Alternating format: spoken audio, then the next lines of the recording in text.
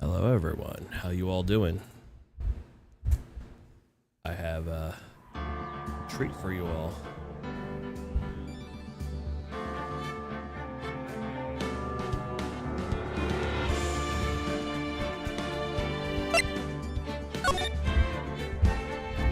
Play this game because it's the first one.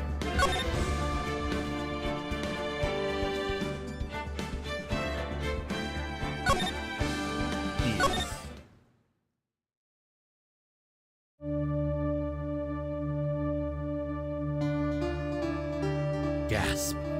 Gasp.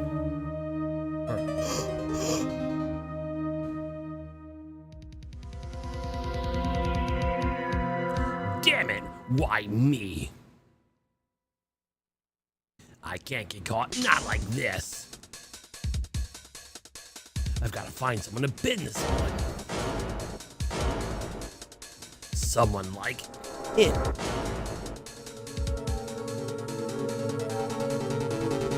I'll make it look like he did it.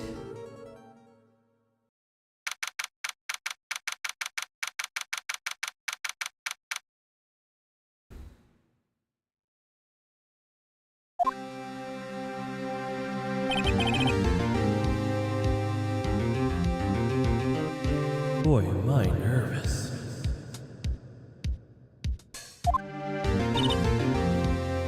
Right. Oh, hiya, Chief. Ooh, I'm glad you made it on time. Well, I have to say, Phoenix, I'm impressed. Not everyone takes on the murder trial off the bat like this. It says a lot about you, and your client as well. Thanks. Actually, because I owe him a favor. A favor? You mean you knew the defendant before this case? Yes. My childhood friend. Actually, I kind of owe our current job to him. He's one of the reasons I became an attorney. Well, that's news to me. I want to help him out in any way I can. I just really want to help him. I owe him that much. It's over. My life, everything is over. Is that your client screaming over there? Yeah, that's him. Death, despair, ooh. I'm gonna do it. I'm gonna die. It sounds like he wants to die. Yeah, sigh. Nick. Hey there, Larry. Dude, I'm so guilty. Tell them I'm guilty. Give me the death sentence. I ain't afraid to die. What? What's wrong, Larry? Oh, it's all over. I'm finished. I'm finished.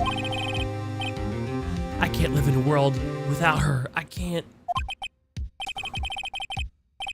Who took her away from me, Nick? Who did this? Oh, Nick, tell me. Who took my baby away?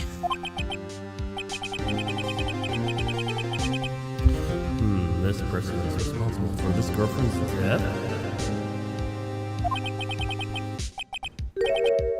The newspapers will say it was you.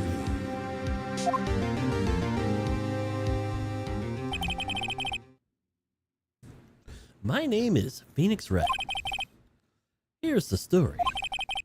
My first case is a very simple one. A young woman was killed in her apartment. The guy who was arrested was her unlucky sap dating her. Larry Butts. My best friend since grade school. Our school had a saying, when something smells, it's usually the butts. In the 23 years I've known him, it's usually been true. He has a knack for getting himself into trouble. One thing I can say though, it's usually not his fault. He just has a terrible luck. But I know better than anyone that he's a good guy at heart. That I owe him one. Which is why I took the case to clear his name. And that's just what I'm going to do.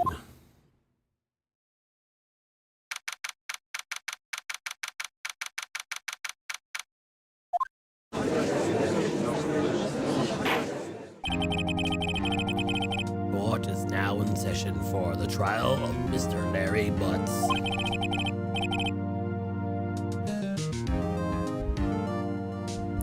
The prosecution is ready, Your Honor.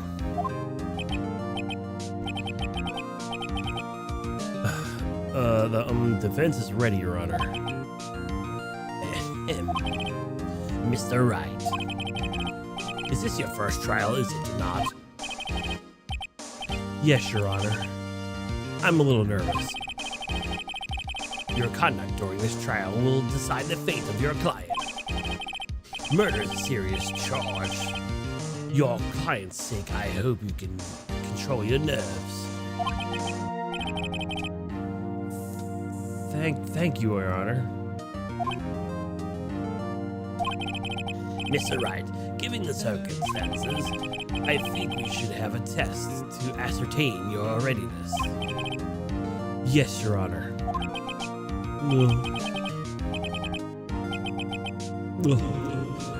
Handshaking, eyesight fading.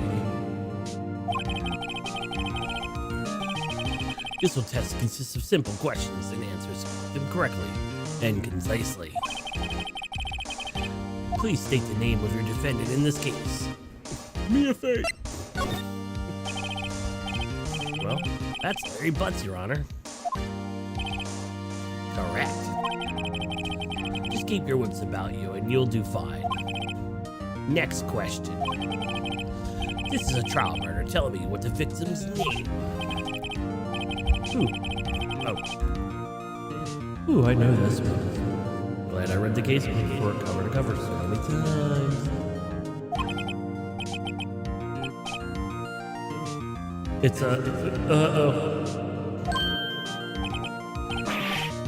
no way, I forgot. I'm drawing a total blank here. Phoenix, you're absolutely sure you're up to this? You don't even know the victim's name? Oh, the victim, of course. I know the victim's name.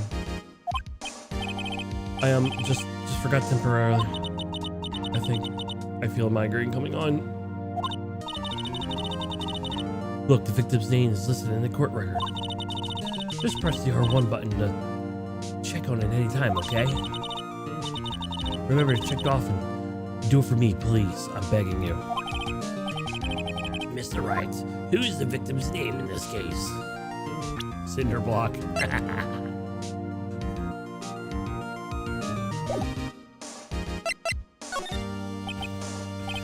The victim's name is Cindy Stone. Correct. Now tell me, what was the cause of the death? She died because she was hit with a blunt object. She was struck with a blunt object. Correct. You answered all my questions. I see no reason why to proceed. You shouldn't proceed. You seem much more relaxed, Mr. Wright. Good for you. Thank you, Your Honor. Because I feel relaxed. That's for sure. Because I don't feel relaxed. That's for sure. Read the words on the screen. Well then. First, a question for Prosecutor Mr. Payne. Yes, Your Honor. As Mr. Wright told us, the victim was struck with a blunt object. Would you explain to the court just what that object was? The murder weapon was this statue of the thinker.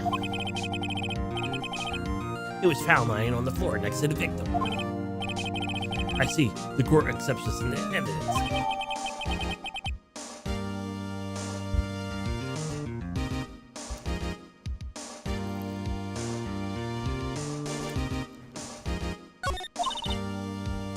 Right. Be sure to pay attention to the evidence during the trial. That evidence is only ammunition to it. Ammunition you have in the court. Use the R1 button to check the court frequently. Okay, me, I get it.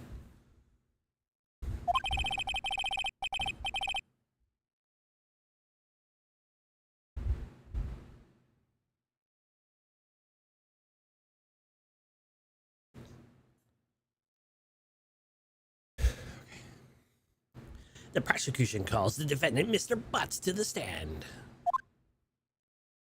Chief, what should I do now? Pay attention. You don't want to miss any information that might help you with the client's case.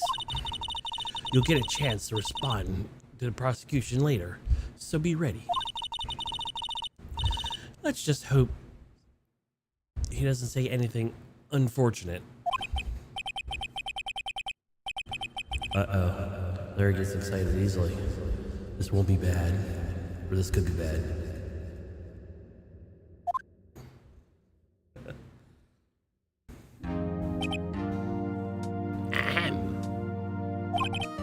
Mr. Butts, is it not true that the victim recently dumped you? Hey, watch it, buddy. I forgot the voice I used earlier. We were great together. We were Romeo and Juliet, Cleopatra and Mark Antony. Didn't they all die?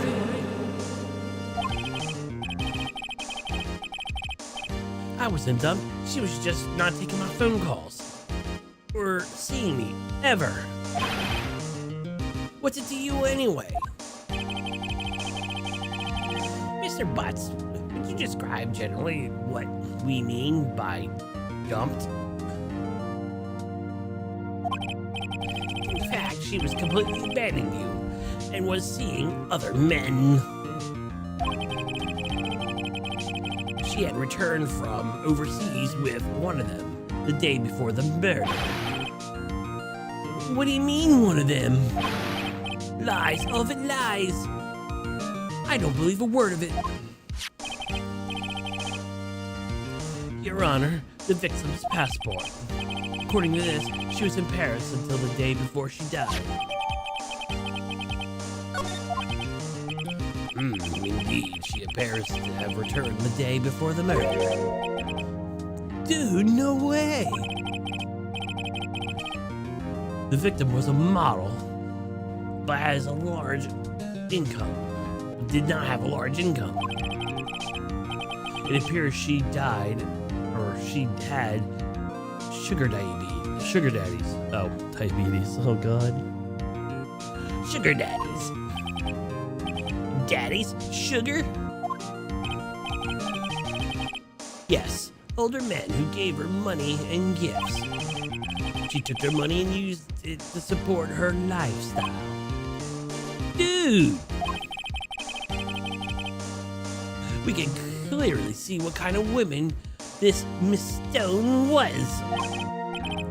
Tell me, Mr. Butts, what do you think of her now? Right. Do you want him to answer that question? Yeah, Larry has a way of running his mouth all in the wrong direction. Should I?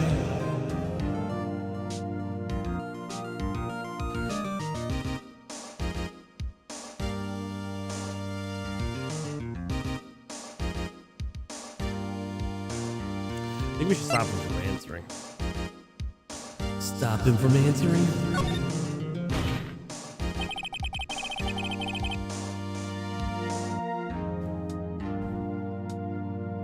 My client had no idea the victim was seeing other men. That question is irrelevant to the case.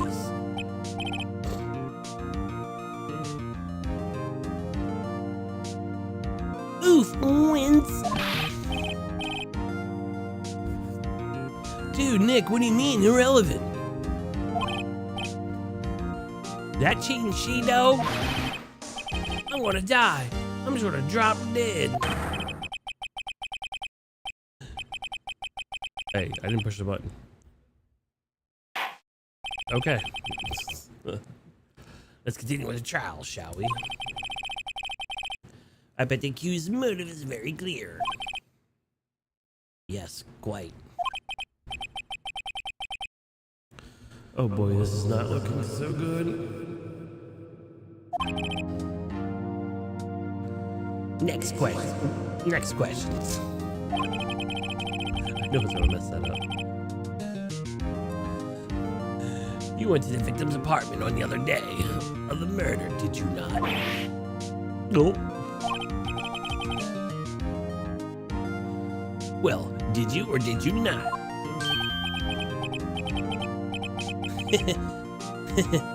Well, maybe I did. Or maybe I didn't.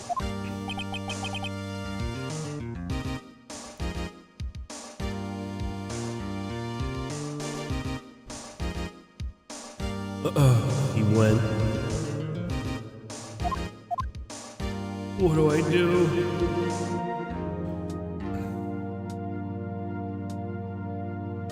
We should have him answer honestly.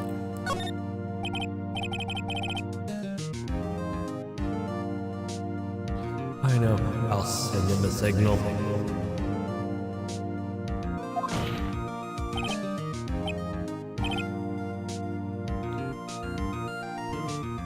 Tell the truth? Yeah, I was there. I went.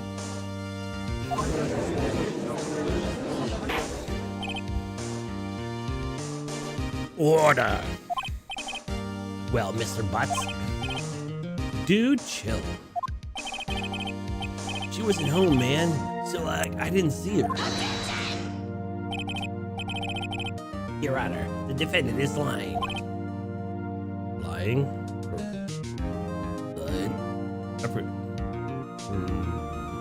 Lying. Mr. Payne and the judge are too close to each other.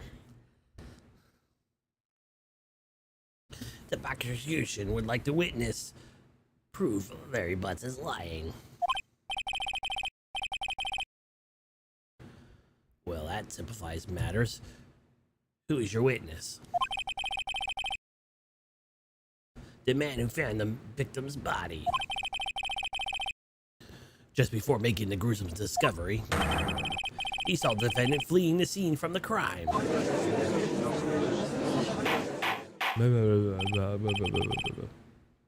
Order in the court. Mr. Payne, the prosecution may call its witness. Yes, Your Honor. This is bad. This is bad.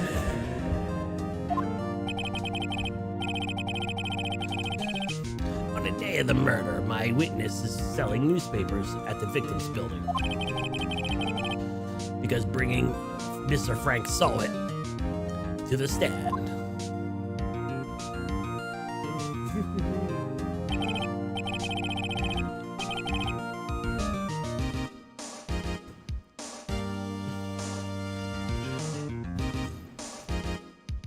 Mr. Solid, you sell newspaper subscriptions. Is this correct? Oh yes, newspapers, yes. I forgot what you used, the voice I used earlier. Mr. Solid, you may proceed with your testimony. Please tell the court what you saw on the day of the murder.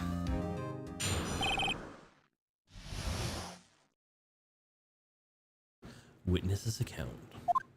I was going door to door selling subscriptions when I saw the man fleeing from the apartment. I thought he must be in a hurry because I left him. Because he left the door half open behind him. And I was creepy and went in there and touched a girl. Thinking it was strange, I looked inside the apartment. That's when I saw her lying there, a woman not moving, dead. I quailed in fright and found myself unable to go inside. I thought to call the police immediately. However, the phone in our apartment wasn't working. When I went to the nearby park and found a public phone, I remember the time was exactly 1 p.m. The man who ran was, without a doubt, the defendant sitting right over there.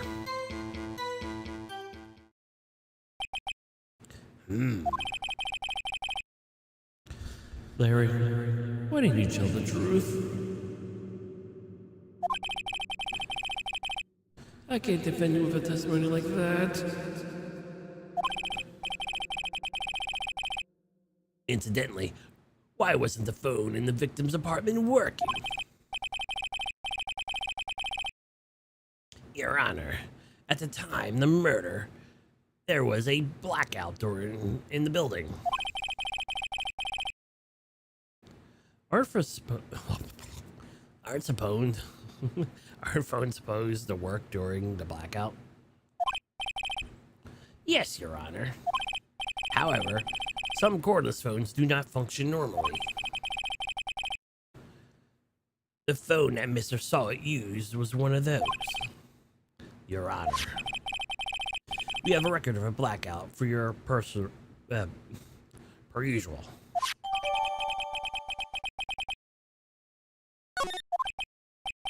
Now, Mr. Wright. Yes, yes, Your Honor. You may begin your cross-examination. Cross-examination, Your Honor? Alright, Wright, this is it. Stop fucking up. This is it. The real deal. This is exactly what I'm supposed to do. You exposed the lies and testimony the witness you just gave. The witness just gave. Lies? What? He was lying? Your client is innocent, right? Then the witness must have lied in his testimony. Or is your client really guilty? How do I prove he's not? You hold the key. It's in the evidence. Compare the witness's testimony, evidence at hand. There's bound to be a contradiction in there. First, find the contradiction between the court record and the witness's testimony, and then once you found it, the contradiction, present it and rub it in the witness's face. Okay. Open the court record with the R1 button and point out the contradictions in the testimony. God, my nose is just like the witness's account.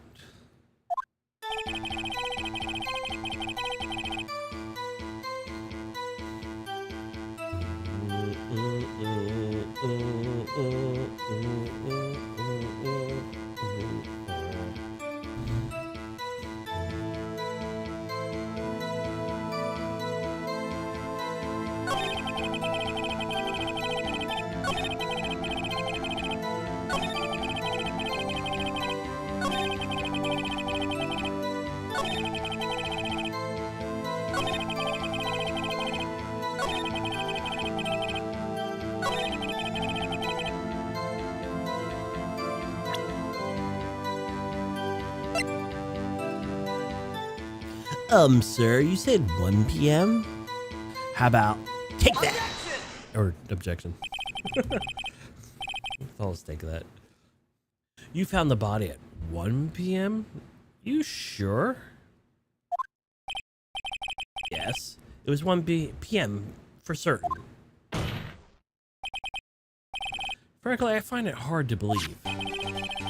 Your statement directly contradicts the autopsy report. The autopsy's note at the time of death was at sometime after 4 p.m. There, the body, to her no body, found at 1 p.m. How do you explain this 3-hour gap? Oh, that's, This is trivial. Merely the witness forgot the time. After his testimony, I find that hard to believe. Mr. Solid? Why were you so certain the body was found at 1 p.m.?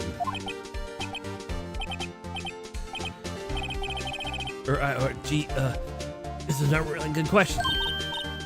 Great job, Phoenix. Great job, White. Way to put him in the spot.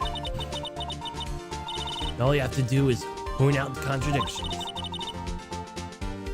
Lies always beget more lies. See through one or the whole story falls apart.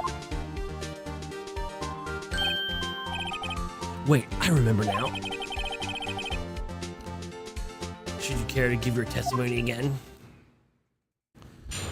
So much voice flipping. If I had actually someone else to help, it would be actually really nice, but what can you do? By myself. Always by myself. You see, when I found the body, I heard the time.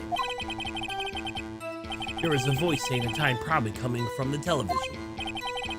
Oh, but there's 3 hours off, wasn't it? So I guess the victim must have been watching a video or of a tape program. That's why I thought it was 1 p.m. Terribly sorry about that misunderstanding. Didn't you just hear him say there was a blackout like a few minutes ago? I see I heard a voice saying the time on a tape program. Mr. Wright, you may cross-examine your witness. Right. You know what to do. He just said the TV was on. You've got this one. Oh, it was Phoenix. Oops.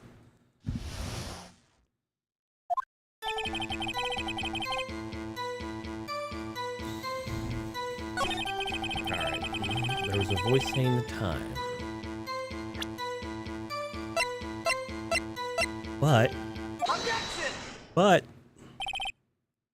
hold it right there.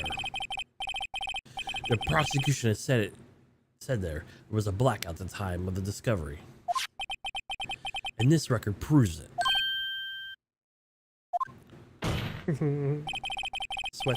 I was thinking about getting a bottle of water just for the sweat. That wouldn't work long term. Because my face would be just soaked. You could have heard the TV or a video.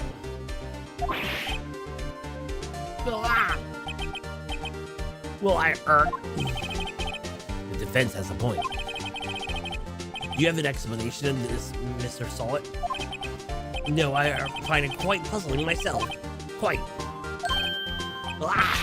Wait, I remember now.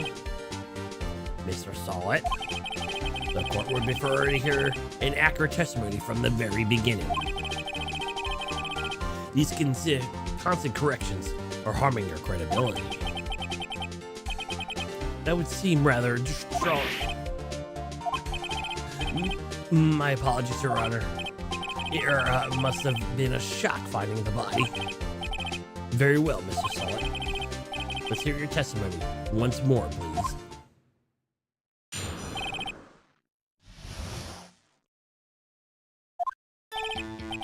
Actually, I didn't hear the time. I saw it. Is your name Solid? There was a table clock in the apartment. It wasn't there. Yeah, the murderer. The killer used it to hit the victim. It must have been what I saw. You saw a clock? I guess that would explain it. Defense may cross-examine the witness. Gladly.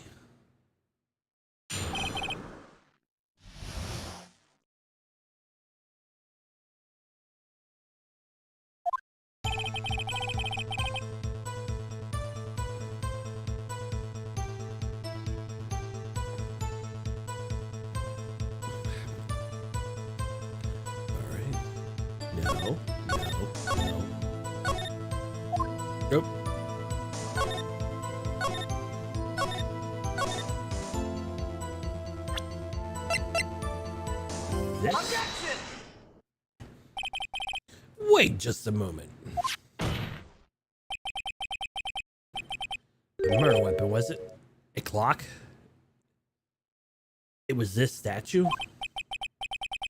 Now how is it supposed to be a clock?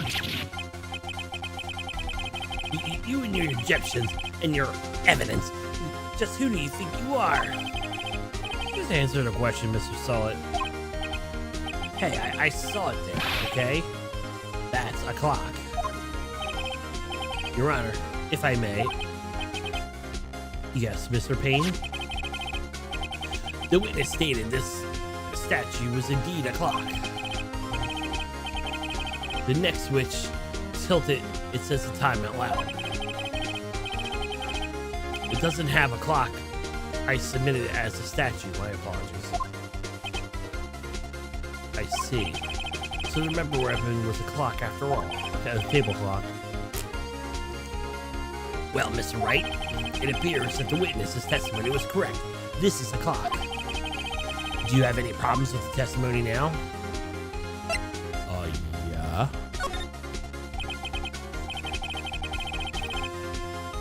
Your Honor, there's a gaping hole in this witness's testimony. The only way he could have known it was a weapon was a clock is to hold its hand.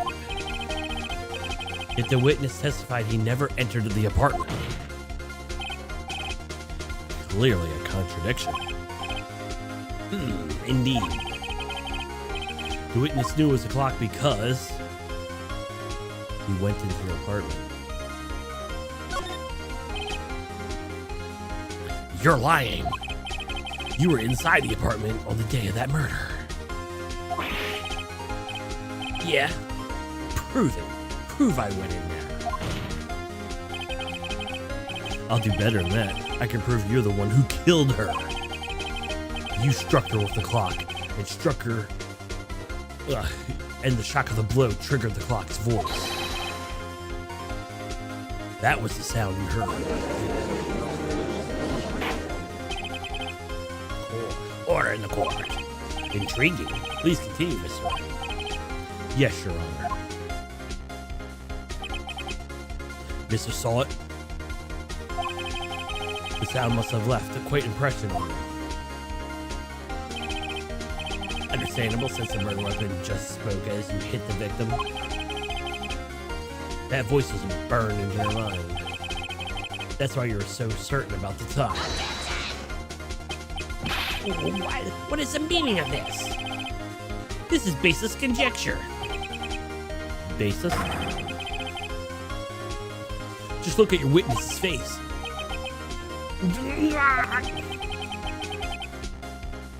Would the witness care to elaborate? Did you strike the victim with the clock? On that day, I never... Look, on the clock I heard no... I saw...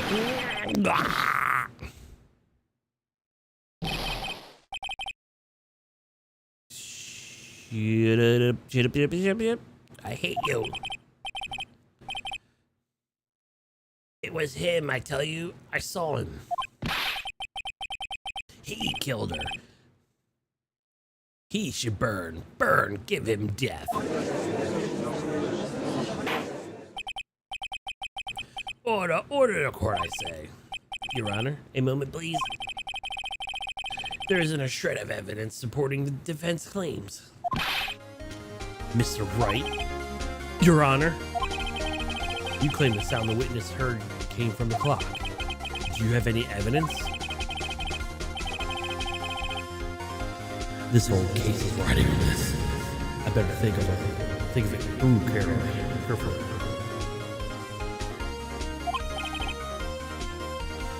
Your Honor, the sound that Mr. Saul heard definitely was this clock. The fact is much clearer if you simply...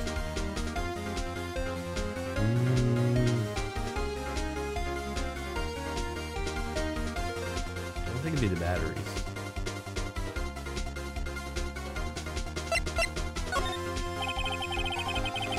Let's sound the clock now, here in this court.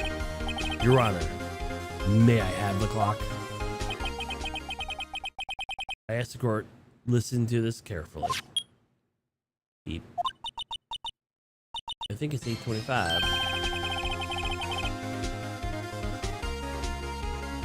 That's certainly a strange way to announce the time. Well, he is the thinker after all. So we've heard the clock. What are your conclusions, Mr. Wright? Mr. Payne, can you tell me? What time is it now? It's 11:25. Ah!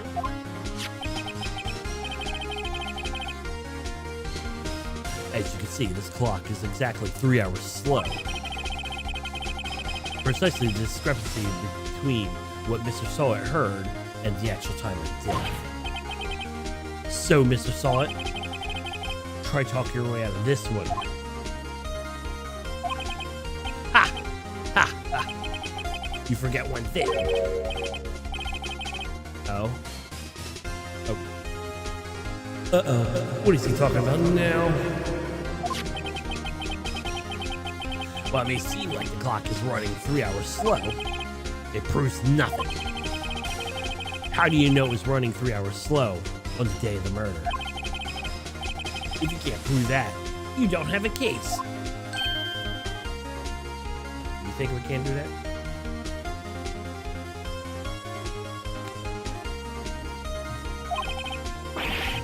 He's right. What am I going to prove? Oh, he's right. How am I going to prove that?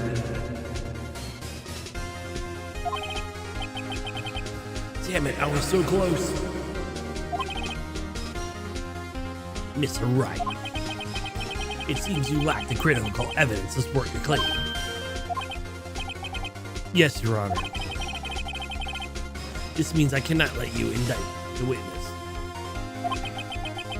Unfortunately,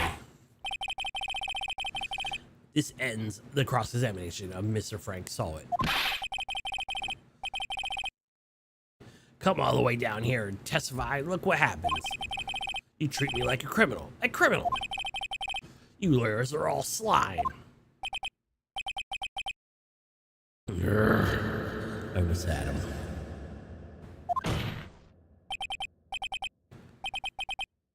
Sorry, Larry. I failed you. There's nothing I can do about it now.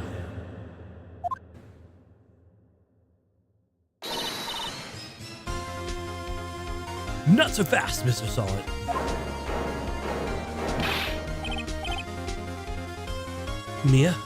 Chief? Listen up, Wright. Don't throw this one away. Not like this. Think. Chief, it's all over. They can't prove the clock was slow on the day of the murder. Nobody can prove that. Well, yes. But doesn't mean you can't still win. Try thinking out of the box. Don't waste time doubting facts. Assume the clock was 3 hours slow and think it through. Ask yourself, why was the clock 3 hours slow? Figure out that reason and you'll have your proof. Right, Miss Wright? Can you think of a reason why the clock would be 3 hours slow? Wait, maybe I can prove it. You must have the evidence somewhere. Can you prove it, Wright? Find it and let's have it. Hi, go to bed. Well, Mr. Wright, you say the clock was already running slow the day of the murder. Have you had evidence to support this claim? Of course. There's a piece of evidence in the court record that can prove my claim beyond doubt. Oh, hello. Night-night. All right. Ha! Through those words, let's see you pull this one off. Let's see the evidence that proves the clock was running slow. Passport. The victim has just returned home from abroad the day before the murder. As we all know, the time difference between here and Paris is 9 hours.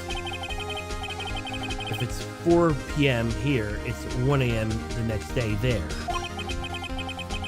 The clock wasn't 3 hours slow, it was 9 hours fast. The victim has to reset her clock since returning home. That's why the time you heard is when you struck her dead in her apartment. What's wrong? Proof enough for you, Mr. Saw It? Or should I say, Mr. Did It? Nah. Bye. Order, I say.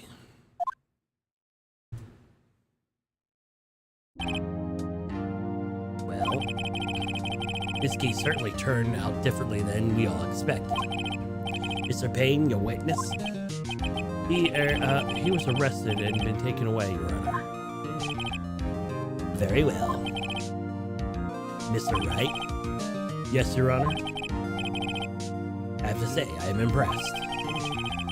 I don't think I have ever seen anyone complete a defense so quickly. I find the true culprit at the same time. Thank you, Your Honor. At this point, this is only but formally, but this court finds the defendant Larry Butts not guilty. Not guilty.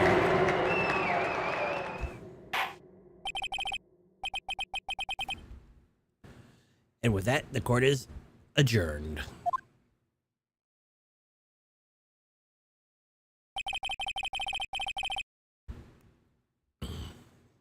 It turns out Frank Saw It was a common burglar. He posed as a newspaper salesman to check to see when people were out of the house on that day. When Larry went to her apartment, the victim wasn't home. After that, Mr. Saw It let himself to do his dirty work. While he was searching her place, the victim returned. Flustered, Mr. Saw It grabbed the nearest blunt object he could find.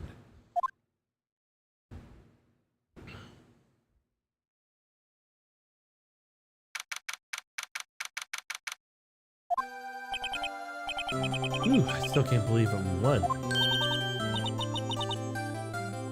Right, good job in there. Congratulations. Thanks, Chief. I owe it all to you. Not at all, not at all. You fought with your own battles in there. It's been a while since I've seen a trial end such a satisfying note. I never thought the chief would look this happy. If she's glad, I imagine Larry must feel. My life is over. Larry, you're supposed to be happy. What's wrong with now? Oh, Nick. Don't worry about me. I'll be dead and gone soon. Good, wait. No, I mean bad, bad, bad, bad. Larry, you're innocent and this case is closed. But my Cindy Wendy's gone, man. Gone forever. Larry was a... Nah, never mind. He was a cheap hoe. Congratulations, Harry. Harry? Yes, you. I can practically see the headlines now. Butts is innocent.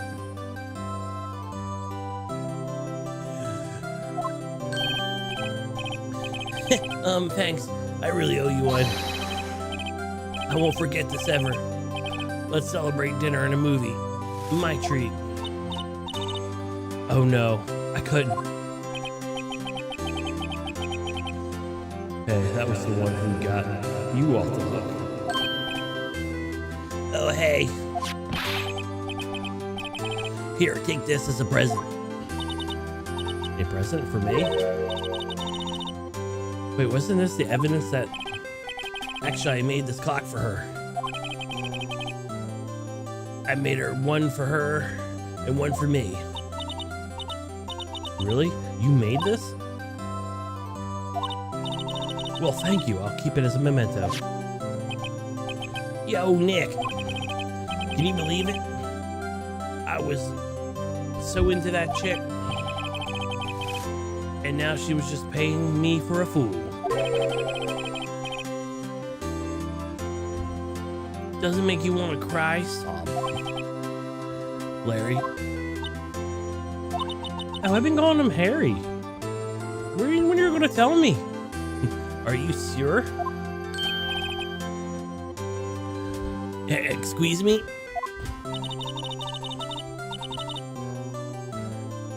I think she thought of... Oh, it's me. I think she thought quite of a lot of you, in her own way. Nah, don't sympathize with me, it's okay. Oh, I'm not sympathizing, really. Isn't that right? Don't you have something to show your friend? Something that proves she felt about him? Huh? Oh yeah, right. What the heck is she talking about?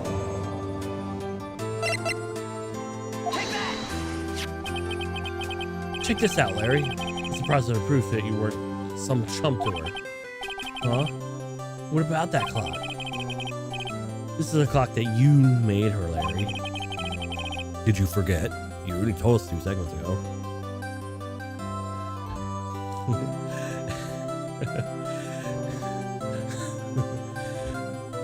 And she took it with her when she traveled. Whatever, probably just needed a clock, that's all. You think so? It's a pretty heavy clock to take traveling. Well, make it if you will. Hey, Nick.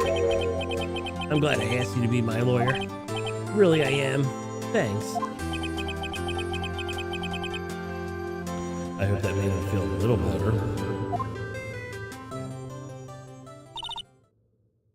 Right. I hope you see the importance of evidence now. Also, I hope you realize things were depending on how you look at them. Controller, stop, please stop. God damn it.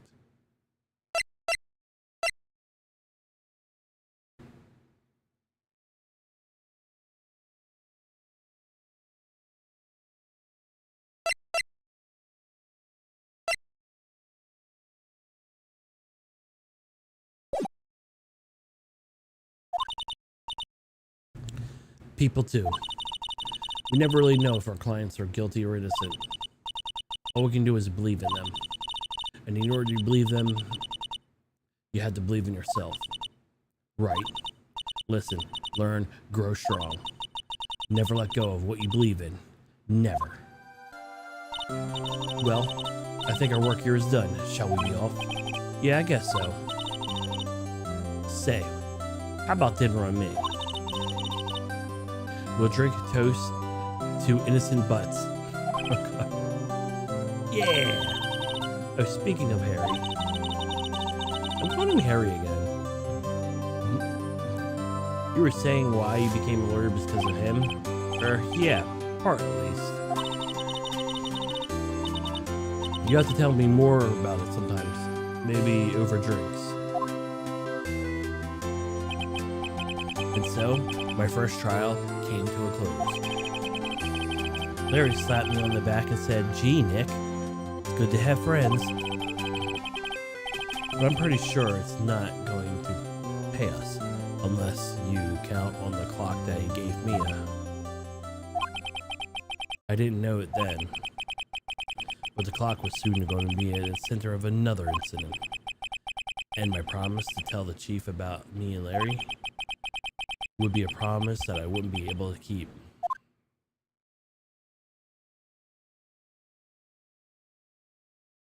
Yeah, this story's gonna get a little wacky real fast.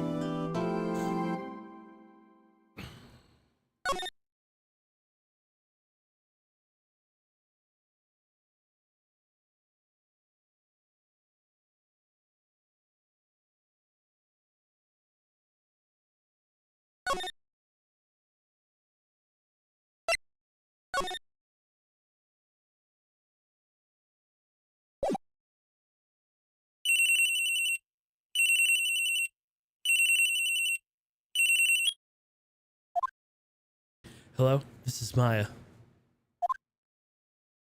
Hey Maya, it's me. Mia, what's up? You haven't called in a while. Sorry, I've been so busy. How have you been? Well, lonely, and it's your fault. Nah, I'm just teasing. It's been great. I'm finally getting used to having my own place. Oh, that's good to hear.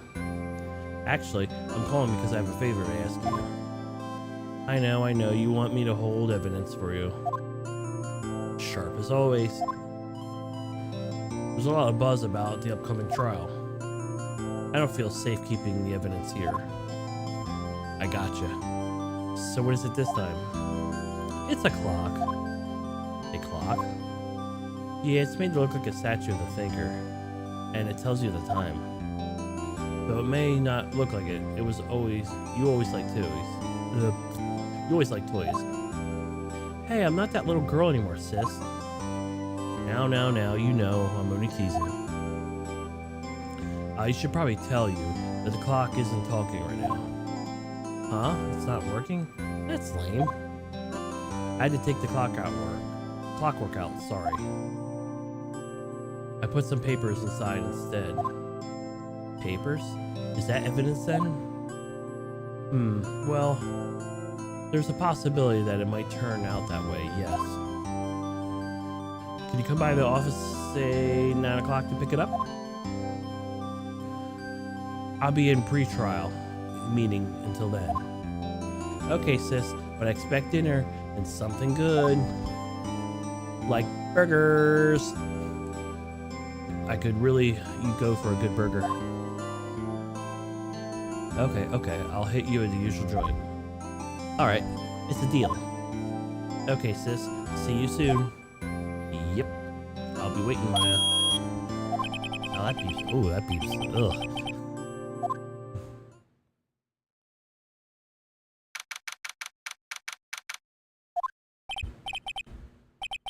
Now, Miss Faye, I'll take what's mine, the papers. I'm sorry, but I can't give you what I don't have. Miss Faye, you are a poor liar. Why, I see it right over there. That must be the thinker that swallowed those papers. How could you know? Oh, you are not I'm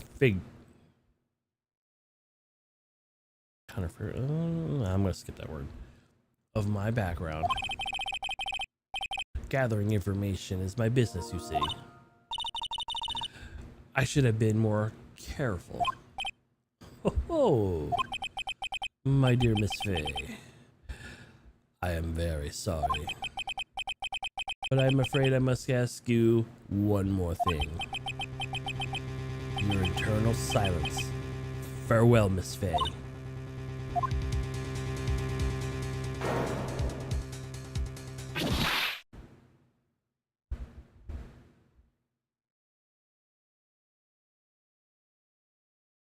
Red, white, blue.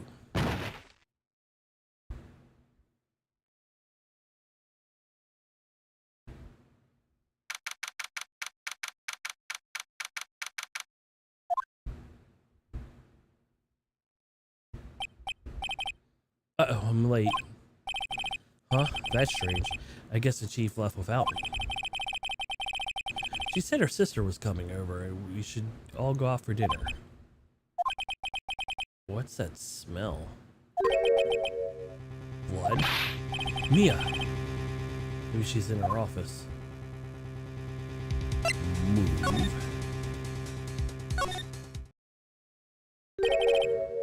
That smell. Blood. Sob. Sis. Someone's there.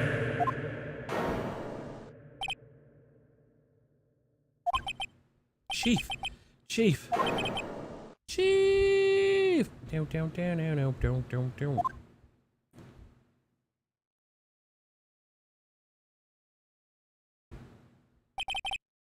Who are you? Take a wild guess, Phoenix. strange girl dropped out cold. I left her lying on the sofa. I went back to the chief, where she laid under the window.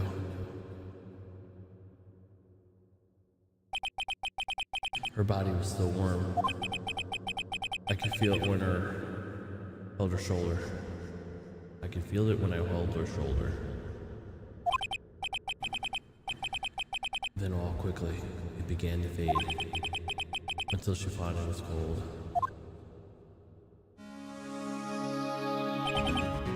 Chief. Examine. Some glass shards are scattered around the floor. They seem to remain in glass-like shards.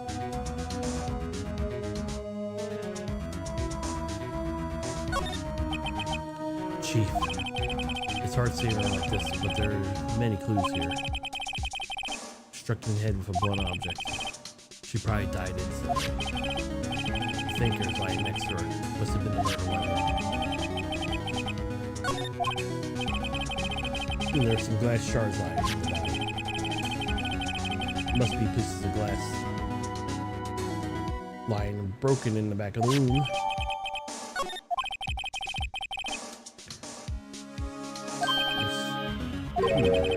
This paper. It must have fallen from Mia's hand. Could it be?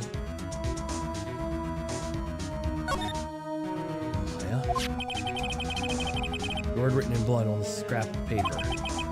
Maya? Did Mia write this? This is a receipt from the department store dated yesterday.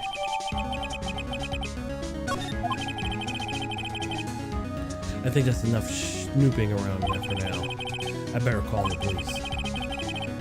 I should be doing this and find out what the girl was doing here.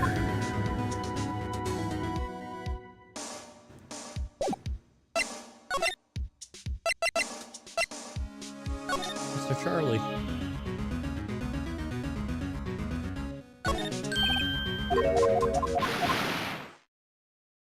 Oops.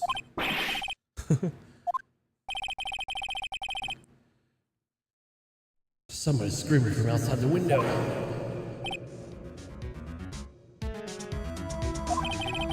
She's staring right at me. She's holding a phone in her hand.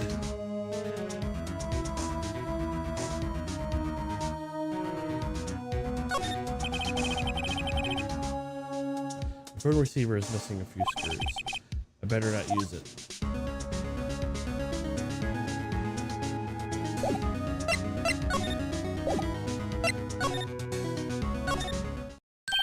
Control is going to go against me because it has drift. Oh, this is going to be fun. That girl just now, where'd she go? Oh, I'm being bad. That girl just now, where'd she go? I put her right here on that sofa. Oh, I hope she didn't win on me. Yipes! Don't scare me like that.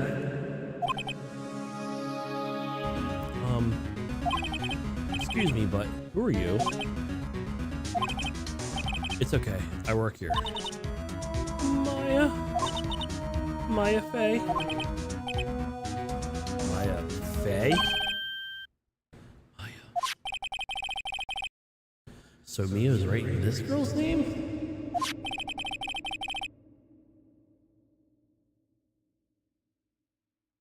Maybe I should show her the receipt. I never thought I'd be used for evidence like this outside the courtroom.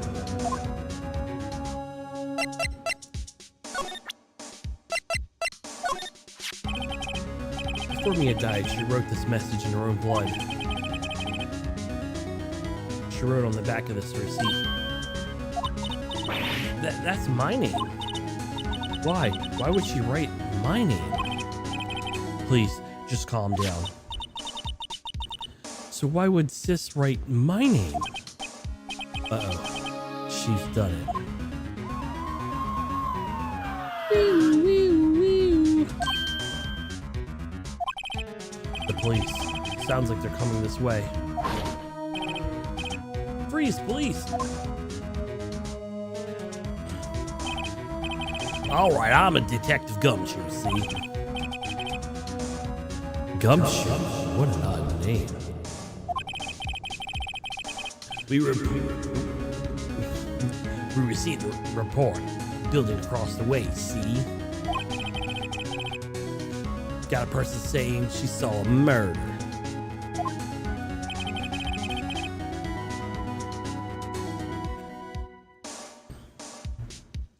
It must have been that woman I saw. Anyway, I don't either you move in an inch, okay?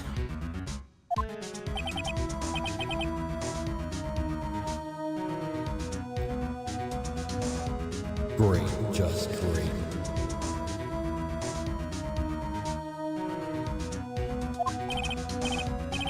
Maya, wait. Maya, wait. She wouldn't have. Nah. Whoa! Excuse me. Eek. This word Maya here mean anything to you?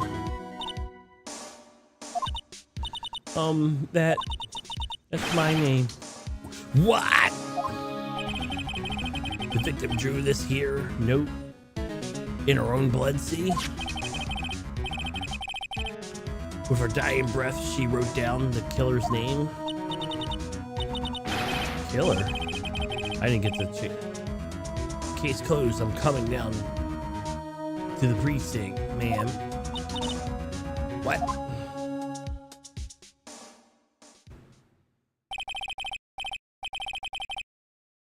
Mia's younger sister, Maya, was arrested on the spot. I was taken in for questioning and didn't get out until the next morning. My eyes are heavy, but I couldn't sleep. I sat around waiting for hours to begin at the detention center. I had to talk to Maya as soon as possible.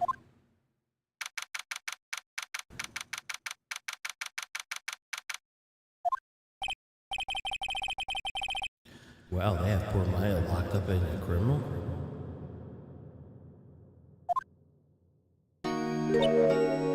Oh. It's you, the lawyer. Good morning. Good morning. She looks so tired.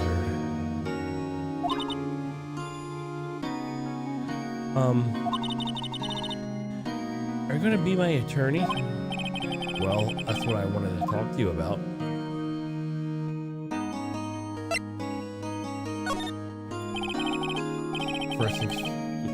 First things first. I better cheer her up.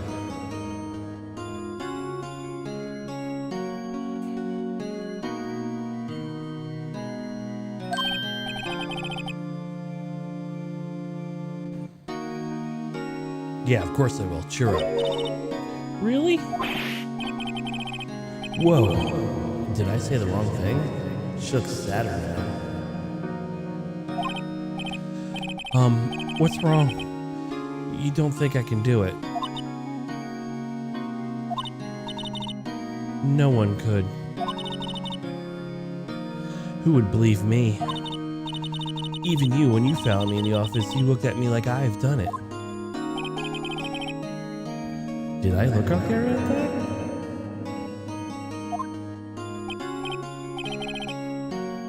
No, I never thought.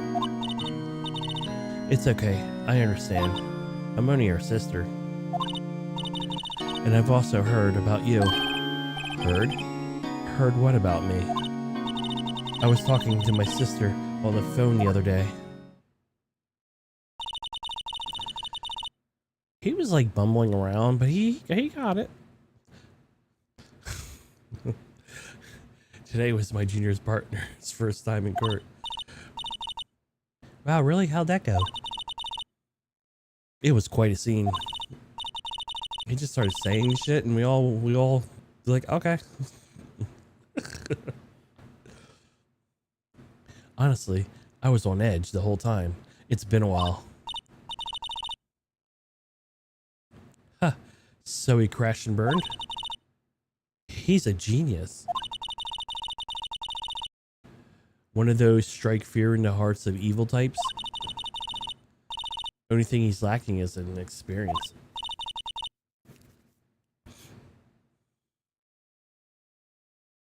Huh? Sounds like it was fun. Well, you know who's trying to go if I ever get into trouble now. I don't know, Maya. I think you might want to give him 3 more years.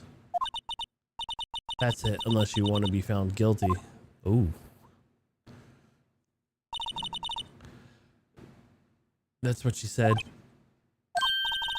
I'm sorry. I didn't mean to assault you. No, it's okay. It's true, I guess. But at the same time, I can't just sit by and watch.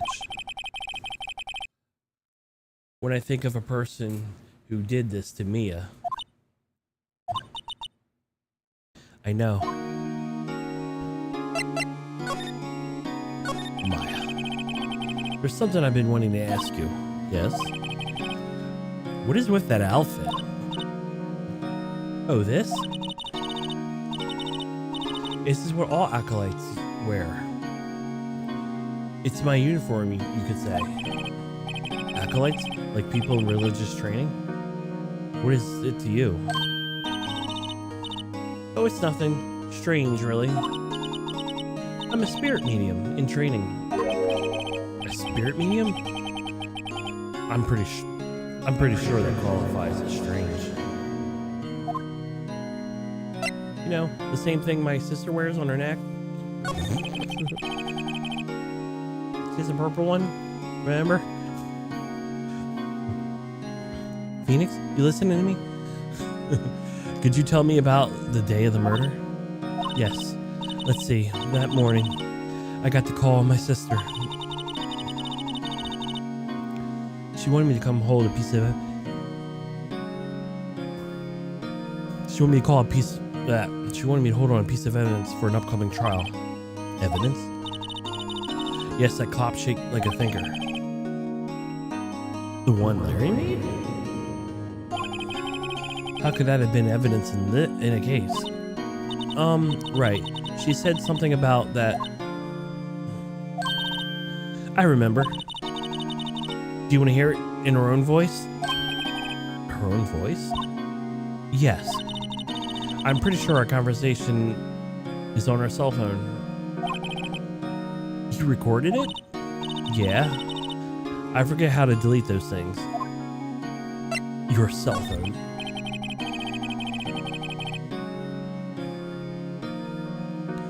You say you have a conversation with your sister on your cell phone?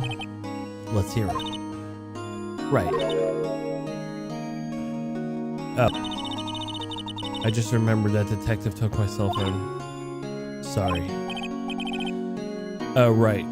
Of course. Next time I see the detective come through, I'll ask him for it. Alright, you know, so you don't forget, okay? Sure, thanks.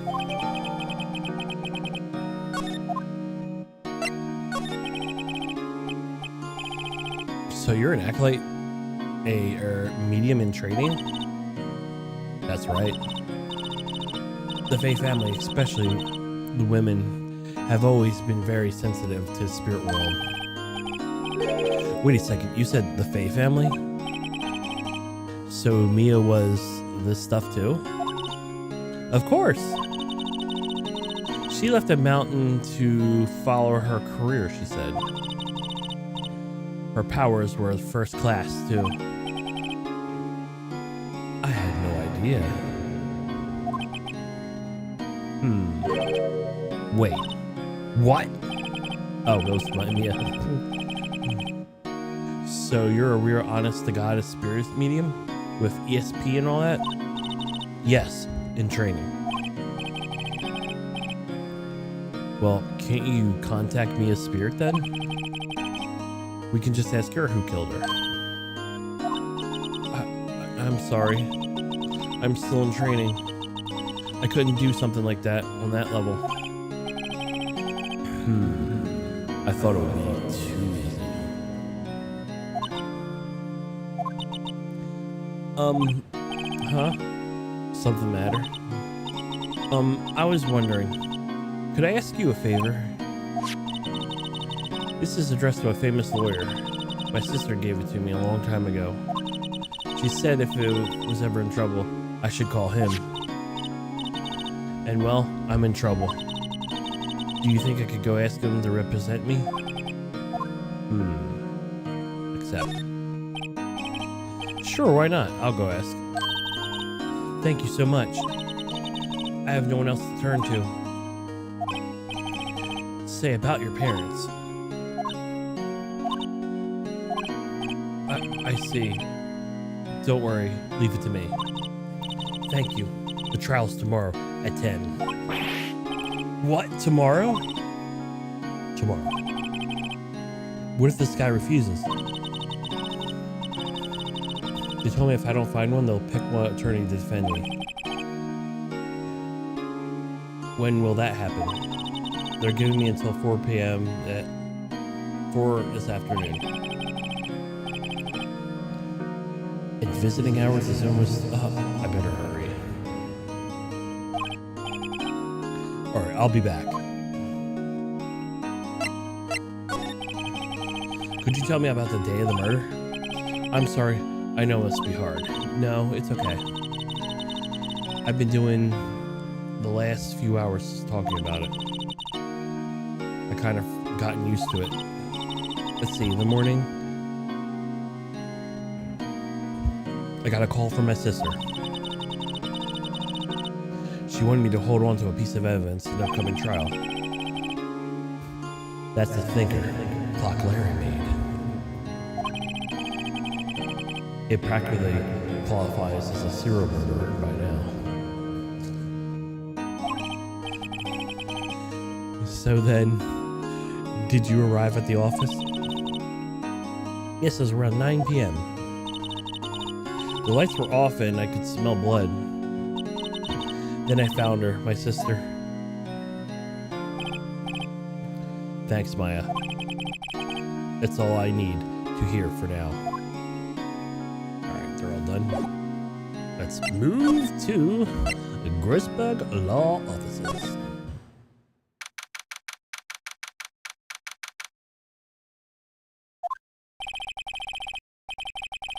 According to the receptionist, the big boss is out.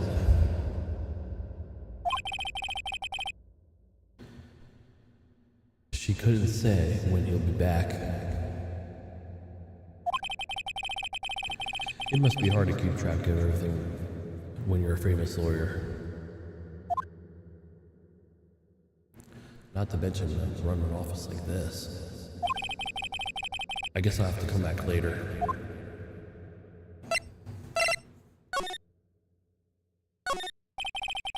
That painting has been bugging me ever since I stepped in here.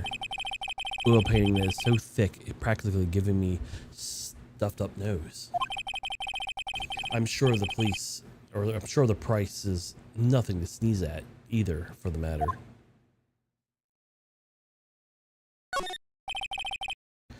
A solid mahogany desk. The wood has been polished to a deep luster. Anything else I can get out of this? Expensive looking mahogany bookshelves filled with expensive looking books.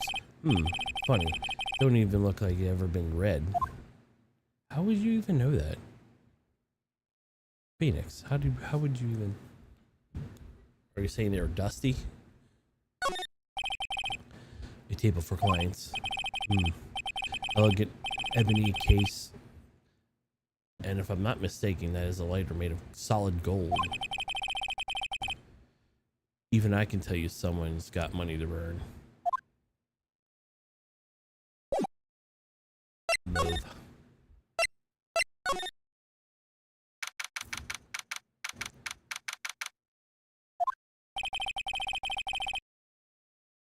The office is filled with police officers. They're all busy searching for clues. Hey, you there! This is a crime scene, pal. No trespassing.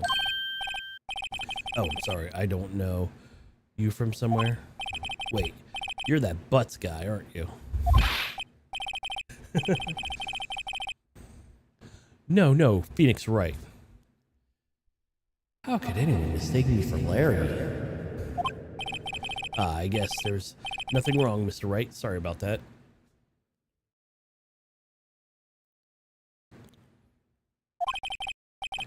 Oh, that butts guy? He was the killer. You're right. No killer. Right.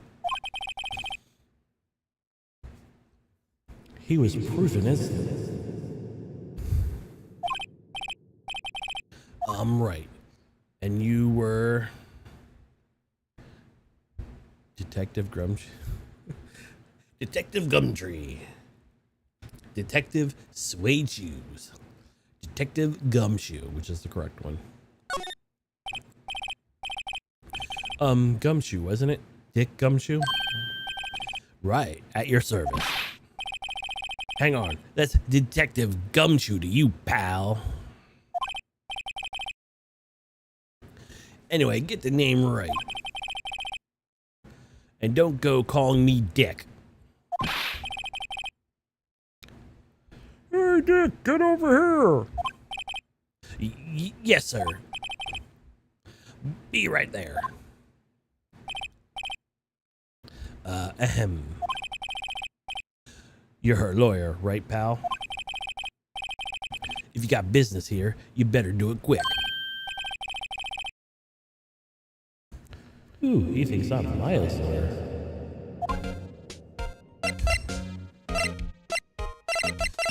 Controller, stop it. About Miss Faye. Did you do an autopsy? You want to know the results, eh?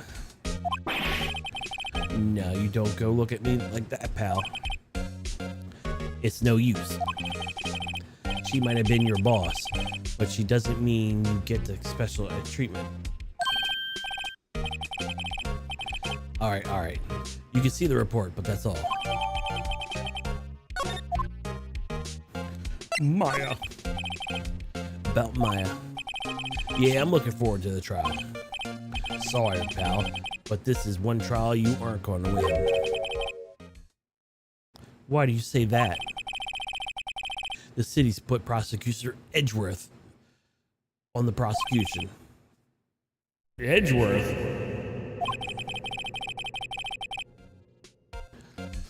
I'm sure you know what it means, being a lawyer and all.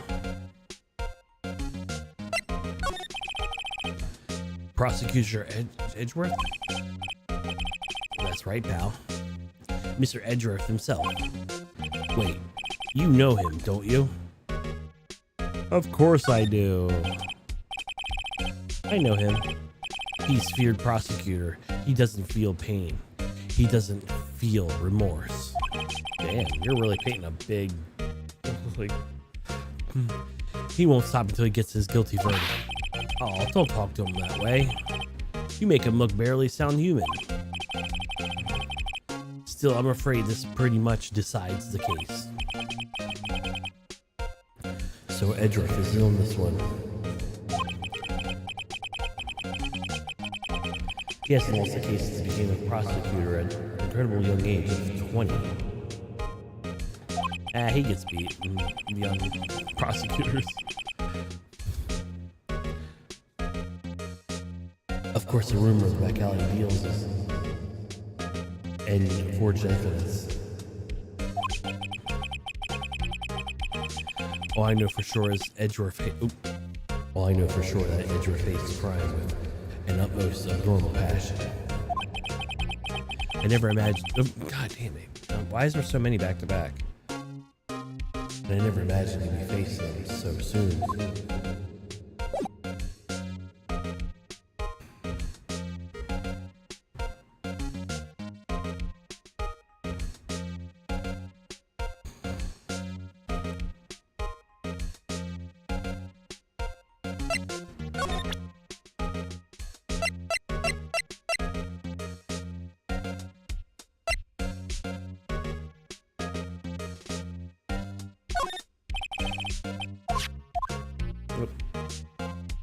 You think you could give it back? Sure, I mean, wait a second, pal. Tricky lawyer. Uh-oh, he's on to me.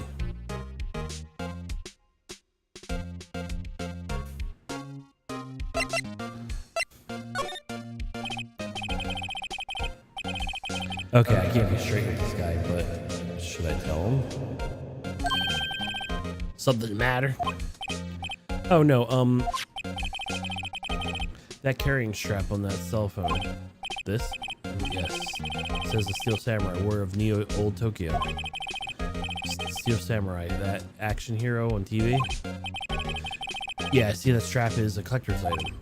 She was worried it might get lost if it went down to the precinct. That's what she said? Yes. Okay, pal. I wrote down all the numbers she called anyway. Here we go. Seems he didn't notice the recorded conversation.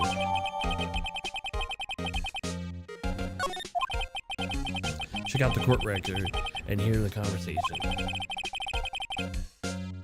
Okay, I asked all the questions I needed to. You done, pal? Yes, thank you. I'll be heading out now. Oh, wait. One more thing I wanted to mention to you. I don't suppose you're planning on talking to that witness. Anyway, you better not. No influencing the witness with your lawyerly ways, pal.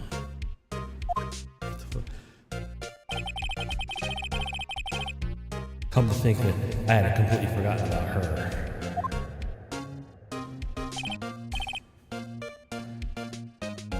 The witness? Yeah, Miss April May. I'm sorry about this, but I can't tell you anything about her. Well, you just told me her name. Miss May, huh? So I sent her home already then. Ah, you're trying your lawyer tricks on me now. She's not to go outside her room until the trial. So she's still in the way. So she's still in the hotel across the way. I guess I better get better to know to try to get knocked down detective to leak information. You got that right, pal. Time to pay Miss May. Alright, move.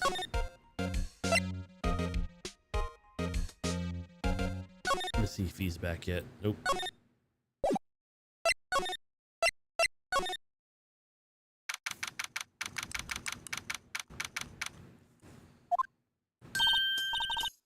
Well, hello there, handsome. Hi. Smooth, right? Real smooth. You're a lawyer, aren't you? The detective told me. He said, don't say nothing to that lawyer, pal. Tee-hee. Remember to self-thank you for making my job harder.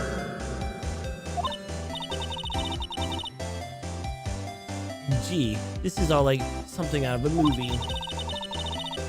It's all exciting, I hardly contain myself. Let's go freshen up so I can look the part of the beautiful eyewitness. I pity the lawyer that has to cross-examine this one.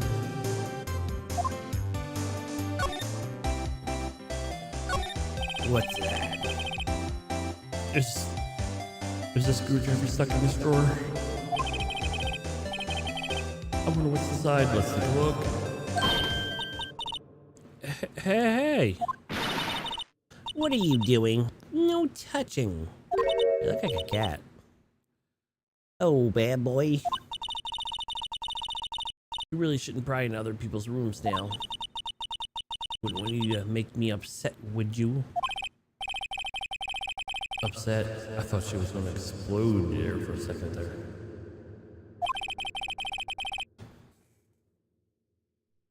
I wonder what could be inside that drawer.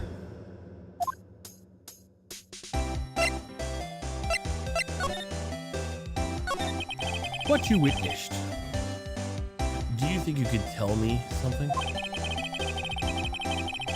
I need you to describe, observe the time of the incident. Oh, observed incident? You sound like a lawyer in the movies. Like a man with a big vocabulary.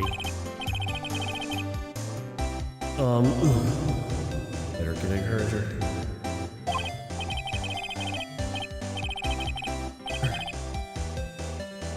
You're not that thing happened the other day, the bad thing? What did you see? When did it happen? I suppose I could tell me more about. Pretty please. Let's see, well, dream on. If you want to know, you'll better just have come to the court tomorrow, Mr. Lawyer. Oh boy.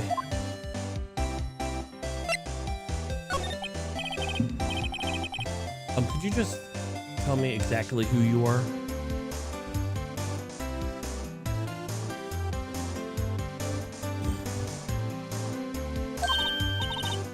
Oh, Mr. Lawyer, are you hitting on me?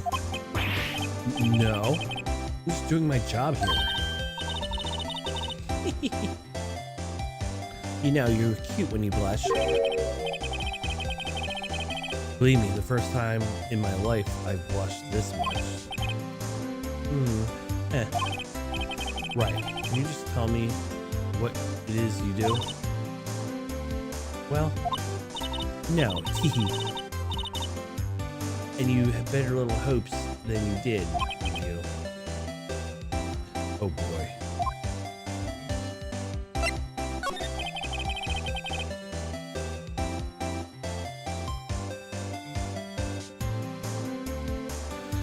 I see you two are I see there's two glasses on the table.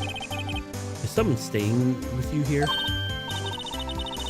Oh, what amazing powers of observation. You must be one of those famous detectives like on television. Oh no, not me. I'm just a lawyer. Say, Mr. Big Detective, why don't you go look for clues in the garbage? Miss May doesn't like nosy little lawyers. Oh boy. Alright, now wait till she's out of the way. Hey! What is it? Did you meet the lawyer? Sorry. I haven't gone to see him yet. I see. I better go see what I can find out this elite lawyer is talking about.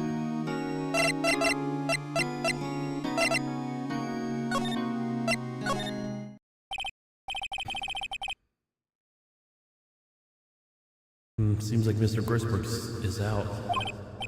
Well, maybe I should just wait here for him to come back. Ahem. If that wasn't the most over-the-top clearing of the throat I've ever heard. Ah, so you're the one who has been looking for me. Yes, that's me. Even looks grander than I imagined. That badge on your collar. Oh, you're a lawyer. Are you now?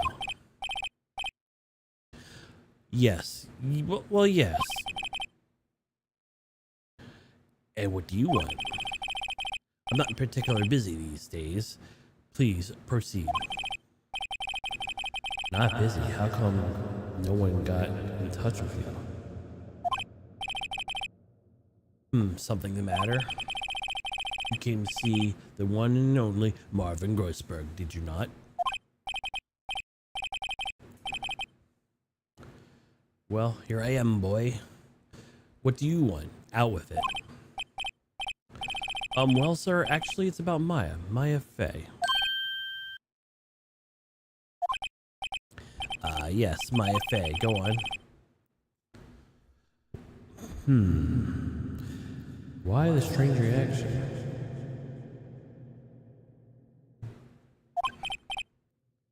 Acha-cha. I'm really quite busy here, son.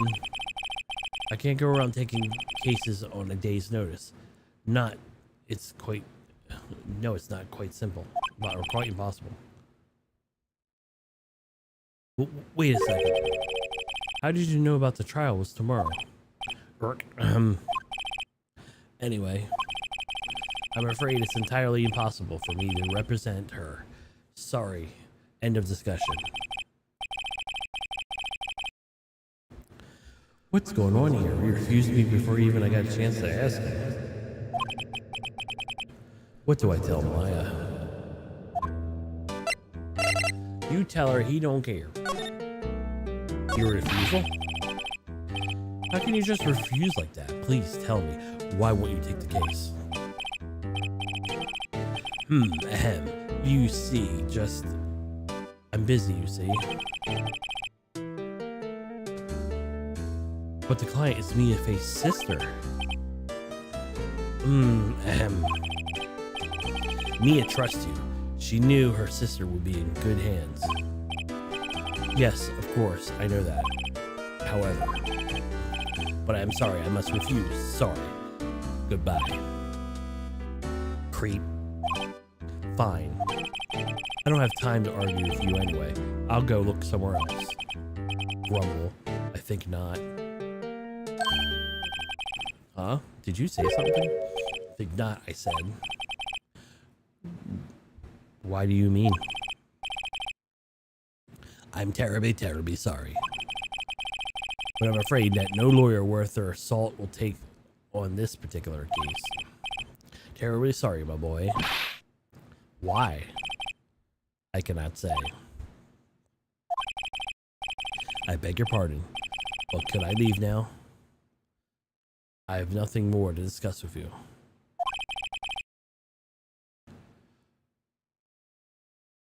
What's going on here?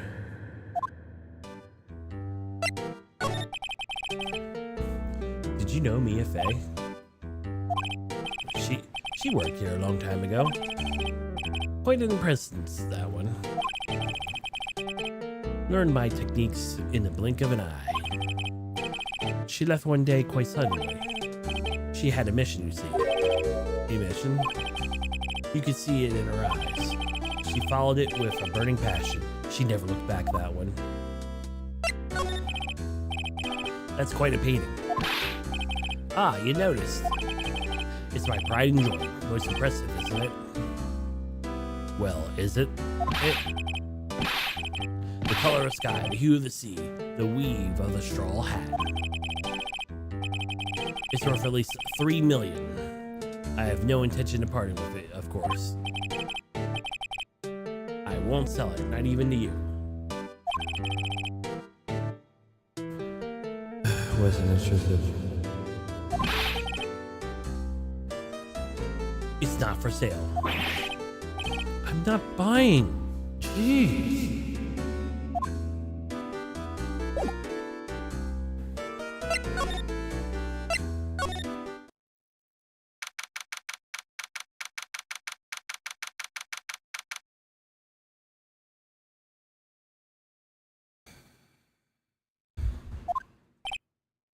Hiya. Oh, you're back. Did you find the lawyer? Well, what do I tell her? Well, I see. Just be honest. I really don't think that you should use that guy. He didn't seem healthy. He was all skin and bones. What really? What happened? You didn't mean he refused to help. I see. I've been abandoned then. Your family. What about your family? I only had my sister. My father died when I was very young.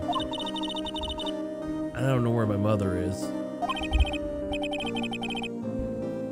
Don't know? So she could still be alive? Yeah, her mother. It's a pretty tragic story.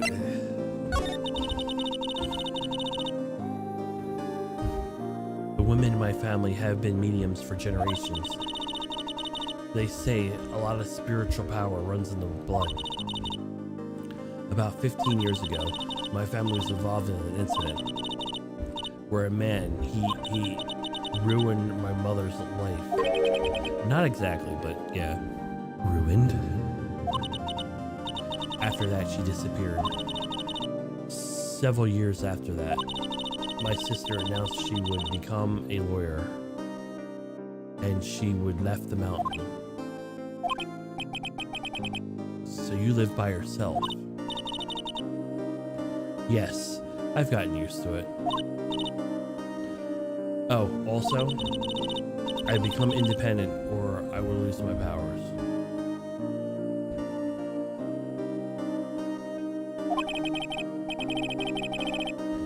I felt bad. I felt bad for her. All by herself up that mountain.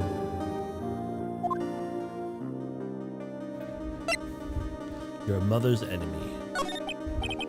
So who is this man who tried to ruin your mother? About 15 years ago, there was an unusual murder case. It made quite a stir. Everyone was talking about it, apparently. The police were running out of leads, so they were getting desperate. Wait, they didn't use the spirit medium? Did they? The police convinced my mother to try to contact the victim. Wow, so what happened? The case was solved, we thought. You thought? Man, my mother helped the police captured was incident. The police consultant with the medium have all been carried out in secret, of course. But a man found out about it and leaked it to the press and told the papers that my mother was a fraud, and the media jumped on it big time. She, my mother, became a laughing stock of the nation. I see. White. Excuse me, White? That was his name. My sister told me. White? Just a little longer now before the state-appointed lawyer comes, I guess. 4 p.m. Time's up. What should I do? Did I just leave her and go home? Defend Maya. I've made up my mind. I'm going to defend you, whether you want me or not. Why? Why? Well, I can't abandon you. No one has had this person without any friends. I know I've been there a long time ago. Why did I become a lawyer in the first place? Because someone looks out for other people who have no one on their side. Maya, I won't abandon you. You can count on me. So that's kind of you. Sniff.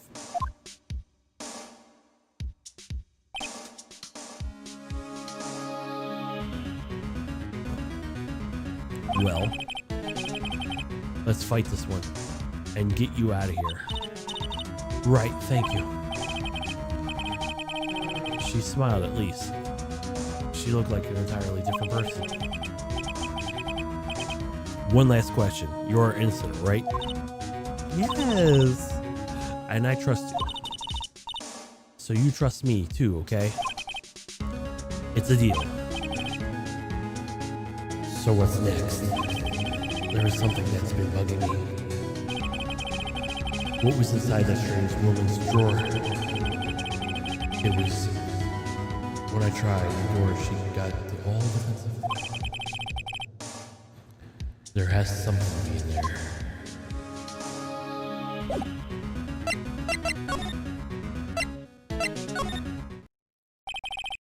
Good afternoon, sir. Excuse me, who you are? I beg your pardon, sir. I am the bellboy of this establishment at your service, sir.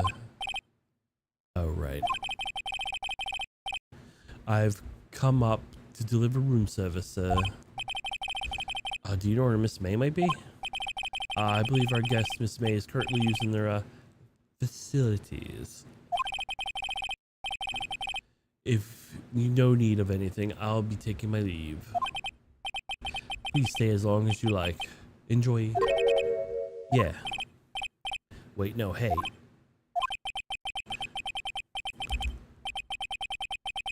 Why does it seem like every time I come up here I end up embarrassing myself? Wait, there's no chance to snoop around a bit. I almost forgot. Ah! You came back real quick. Might I ask you to inform Miss May that there is a message for her? Please tell her Mr. White of Blue Corp phoned. Oh, right, sure. Mr. White of Blue Corp? Where have I heard that name? Phoenix thinks back 2 seconds ago. White. That was his name, my sister told me. White was the name of the guy who ruined Maya's mother. Could that be a coincidence? No. There's a screwdriver sticking out of the half-open drawer. Now's my chance to see what was inside. What do we have here? A wiretap? What would a woman like her be doing with a thing like this? There's definitely something suspicious about Miss May. Why would she have something like this in her hotel room? There's something behind this story. I know it. Alright. I'll be using the visit of evidence in tomorrow's trial, that's for sure. For Maya's sake. I'll get to this woman's bottom. Wait, I mean, you know what I mean. Oh, bellboy, still there? Uh-oh. Time to scram. I look forward to tangoing with you tomorrow, Miss May, in court.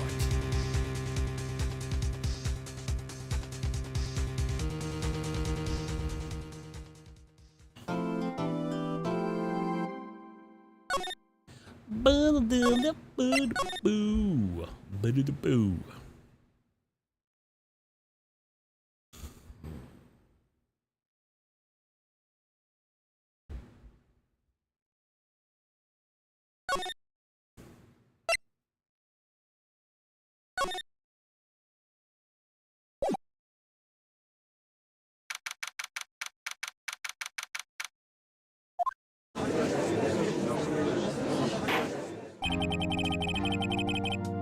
Alright, give me 1 second, guys.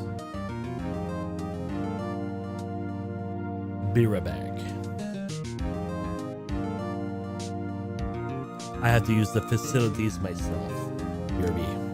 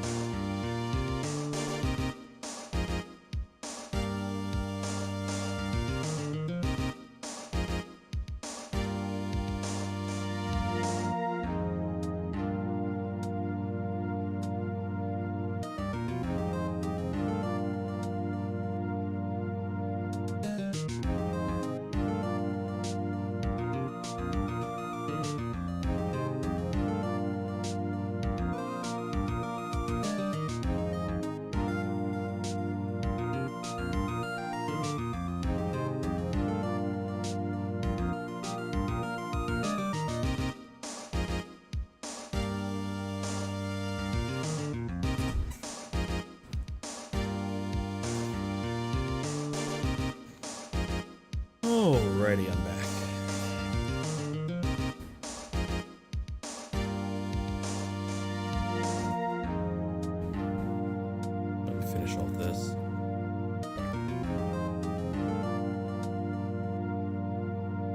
Also grabbed another water bottle. I've been going through it real quick for all the talking.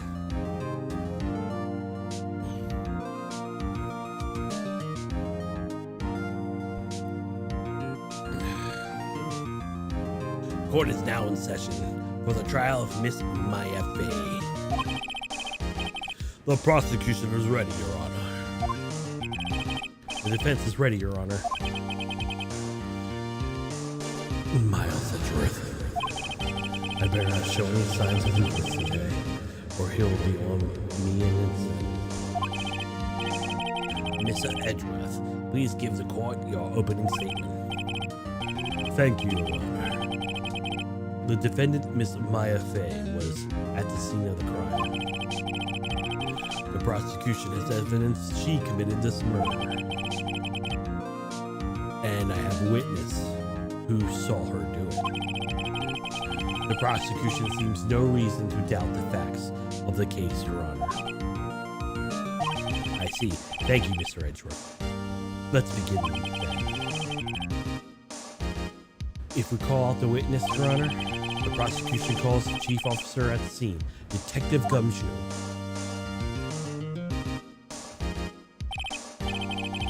Witness, please state your name and profession to the court. Sir, my name is Dick Gumshoe, sir. I'm a detective in charge of homicides down at the precinct, sir. Detective Gumshoe, please describe for us the details of this murder. Very well, sir. Let me use the floor map of the office as to explain.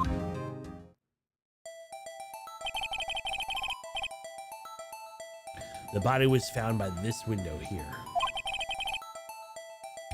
The cause of death? Loss of blood being due to struck by a blunt object. The murder weapon was a statue of the thinker found next to the body, sir. It was heavy enough to be a deadly weapon, even in a girl's hands, sir. The court accepts this as evidence. As evidence. There we go. They're still calling it a statue.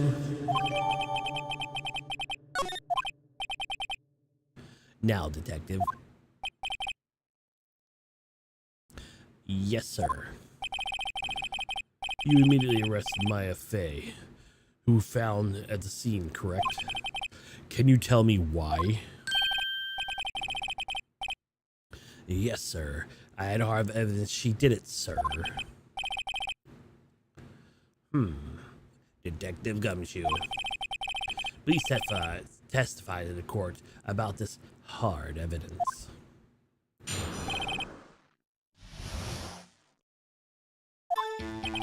Let's get this straight, pal. I knew she did it, pal. She. As soon as the phone call came in, I rushed over to the scene. There were two people there already. The defendant, Miss Maya Fey, and the lawyer, Mr. Phoenix Wright. I immediately arrested Maya Fey. Why? The witness accounted describing her. The witness saw Miss Maya Fey at the very moment of the murder. Yeah, it really looks like she murdered somebody crying next to her. You don't murder somebody and cry next to them. At least that's how it all works in the movies and stuff. I've never done it, so I wouldn't know. It just seems weird. I watch a lot of murder mysteries. I really love them. You guys may not know that, but I do. But now you do. At this very moment, you say.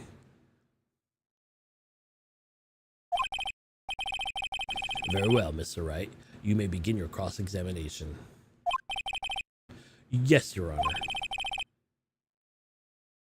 Cross-examine what? I couldn't see a single contradiction in that testimony. Whoosh! Smack. Hey, Maya. Just threw something at me. What's this? When my sister couldn't find any contradictions in the testimony, she would bluff it and press the witness on every detail. The witness always slips and says something wrong. It worked lots of times. I should expect Maya to know some of the sister's tricks. Alright, let's give it a try.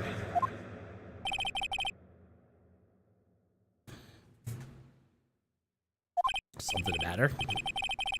No, Your Honor. I would like to begin my cross-examination.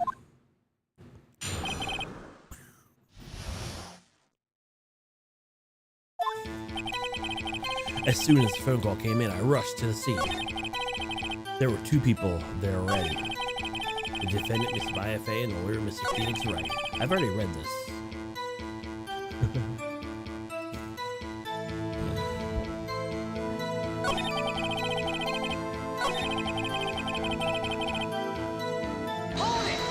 Hold it!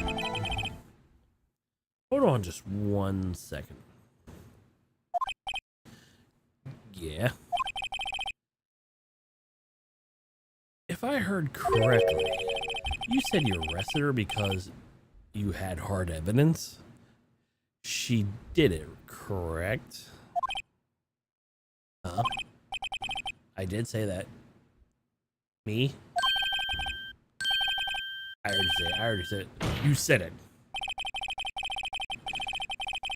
Exactly. The suspicious woman's in pink claim was hard evidence. What? Miss May isn't suspicious. She sure isn't pink, pal.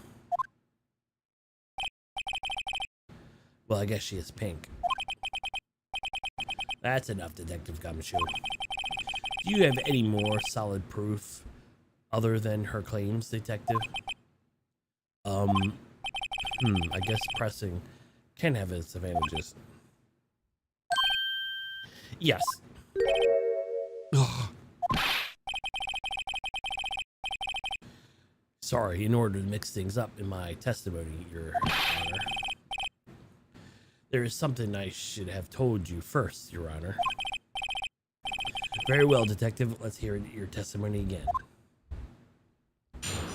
I keep telling you, do the right one. Give me the correct testimony the first time, but you guys keep fucking up.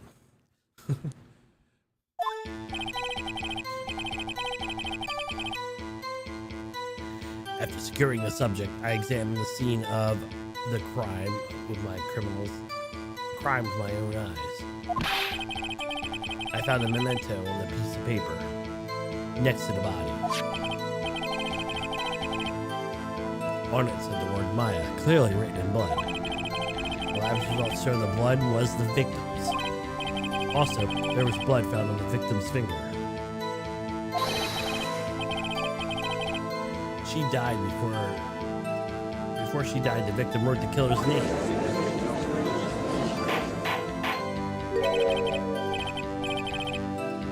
How do you like that? That's my hard evidence.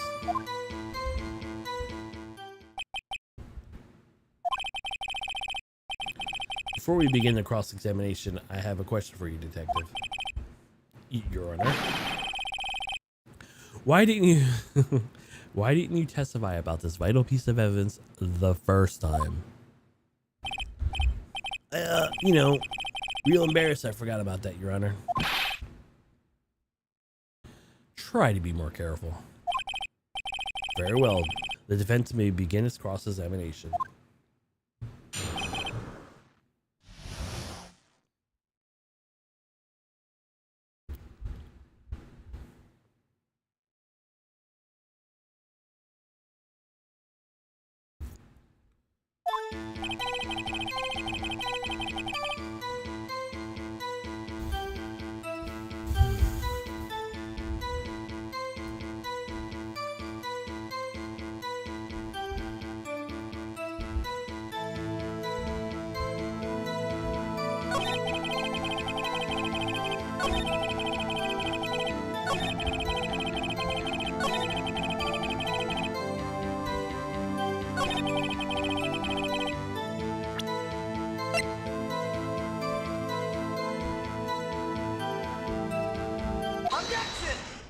before she died. But this says it was instantaneous death, mister. There's one thing I want you to clarify for me here. You say the victim, Mia Fey, wrote this note? That the accusing the defendant, Mia Fey? Is that what you're really saying? What? Is this one of those lawyer tricks, is it now? Or now is it? Of course she wrote it. Who else could have?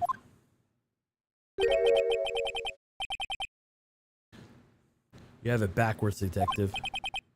Backwards? The victim was the only person who absolutely could not have written it. The report of from your department, detective.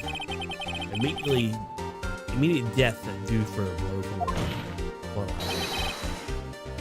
She died immediately. But no but in a way out of this one, detective. Order. The defense has a point.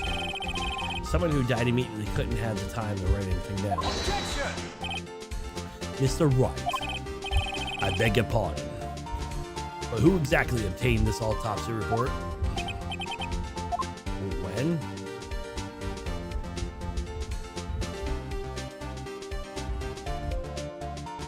The day after?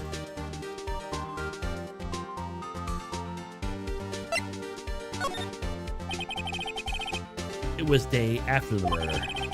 Prosecution has a point being.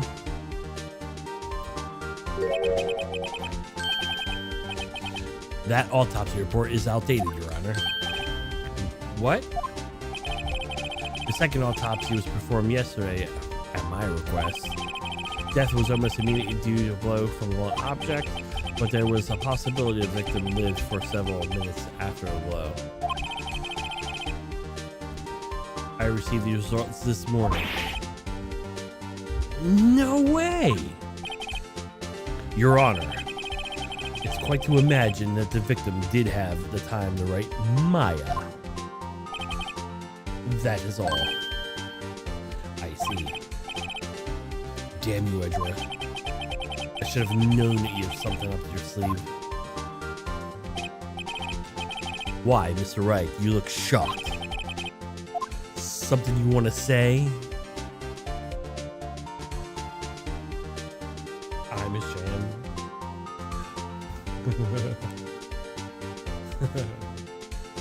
But it's your sham, Edgeworth.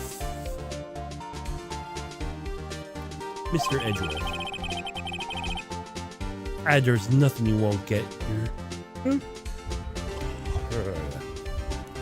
I heard there's nothing you won't get your verdict. What reason could you possibly have had to request the second autopsy report? Mr. Wright, the defense will refrain from personal attacks on the prosecution. No matter, Your Honor. Mr. Wright,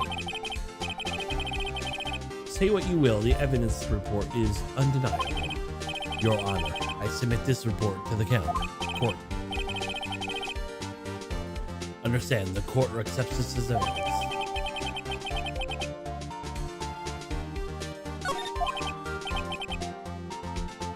Well, Your Honor, that evidence strongly suggests that the victim was identifying the killer. I suppose it's obvious conclusion, yes? Darn, this isn't good. The prosecution would like to call us the next witness. This poor innocent girl saw the murder with her own eyes. And she's a lawyer.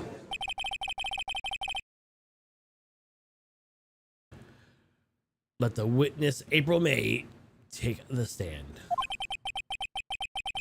Exactly what part of her is innocent?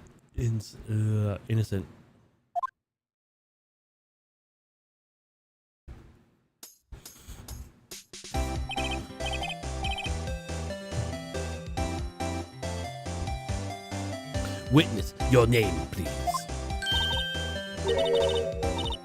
April May, at your service. Wink.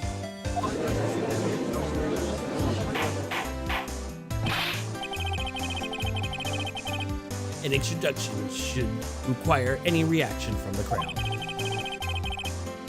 Witness, would you refrain from wanton winking? Oh, yes, Your Honor. This isn't good. She's already captured the hearts of every man in this courtroom. Tell us, where were you tonight, September 5th, when the murder occurred? Gee, I was like in my hotel room. Hee hee. I checked in after lunch. And this hotel is directly across from the Fay & Co. offices? That's right, big boy. Please testify to the court what you saw.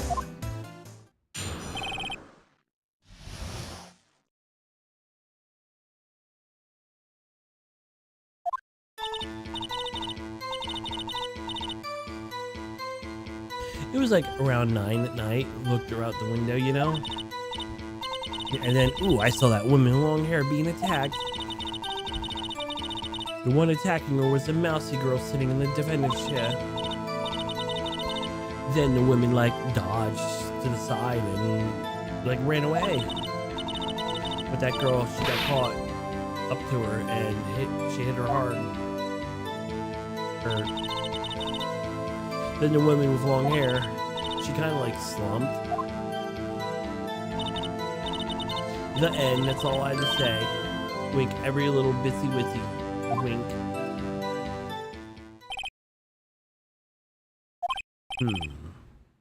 Well, Your Honor. I see, that's a remarkably solid testimony. I don't see a need to trouble the witness any. Wait, Your Honor. Yes, Mr. Wright. About my cross-examination? I thought the witness testimony just was quite firm. Did you? Mr. Wright, I understand that there was Miss Maya's face understandably understudy, right? Yeah. You must know her technique well. Her cowardly way of finding tiny faults in perfectly good testimonies. Hey, how dare you? Well, Mr. Wright, will you cross-examination a witness? Yeah. I'm gladly proceed with the cross-examination. Please begin. Feeling Edgeworth doesn't want me to. She has some weakness. Very well, you may begin your cross-examination.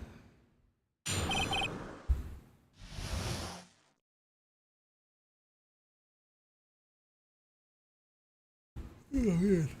I was reading. I've been going a lot.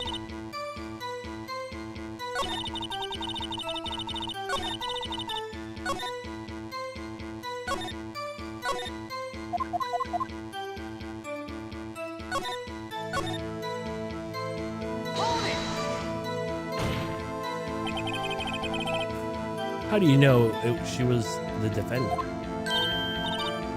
Well, you know, she had a girl's physique.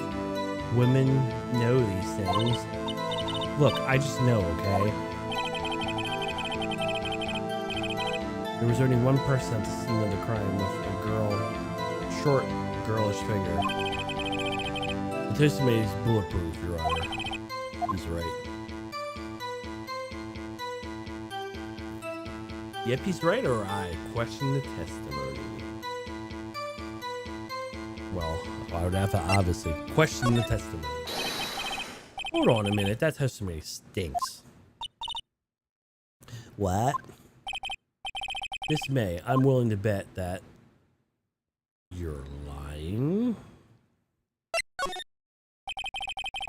You're not. You're telling the truth. Did you really see the defendant?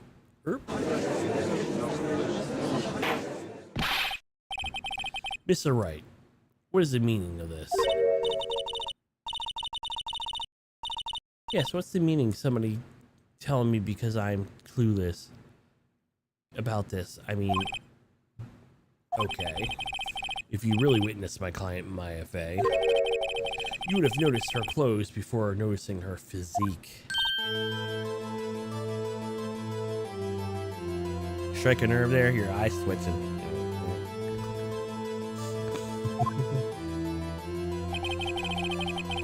No one wears clothes like that on a daily basis except her. I'm no expert on fashion, but her hairdo looks far from a normal one. However, the witness testimony mentions neither of these things.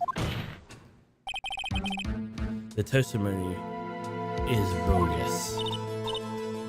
But still, we don't know if she was dressed that way on the night of the murder. She was, Your Honor. I saw her. And so did Detective Gumshoe. So what do you say to that, Miss May?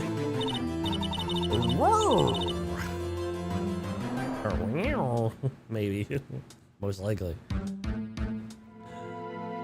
What are you trying to say, you mean lawyer? I saw what I saw. I just didn't think all those trifling little details were necessary, darling. Miss May, the court would like you to remind you to please omit nothing in your testimony. I'm sorry, Your Honor. I'll be a good girl. I promise. Wink. Your testimony again, if you would. Oh, Miss Hatter.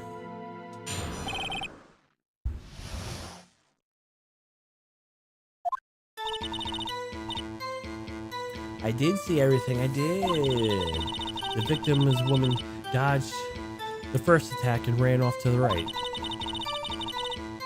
And then that girl, the hippie, in the hippie clothes, ran after her. She hit her with a weapon. I saw it, I did. That clock, kind of statue-y clock, the thinker, I think. Well, does the accuracy of my report not startle you? Hee hee.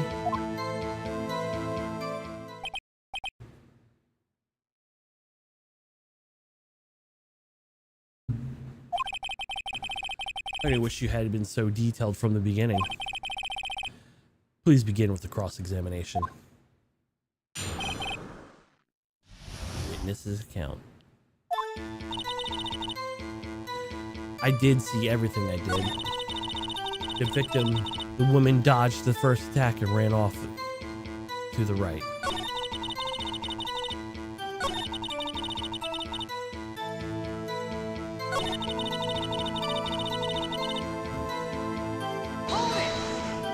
Hold it! A clock? Didn't this come up in another testimony recently? Well, don't look sour, Mr. Lawyer. You can't win them all.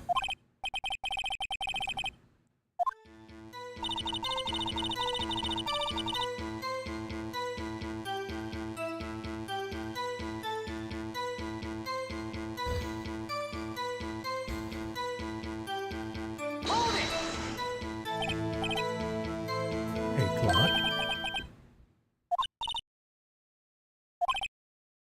Oh wait, it stayed on the same one.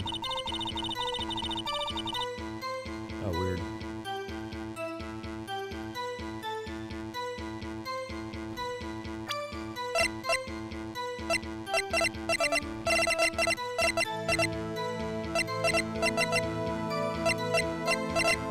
Stay still. Wish I could turn off the stick function in this game. Just use the D-pad. What you said just now was quite revealing. Revealing? Oh. Like that you wouldn't... You naughty Mr. Lawyer.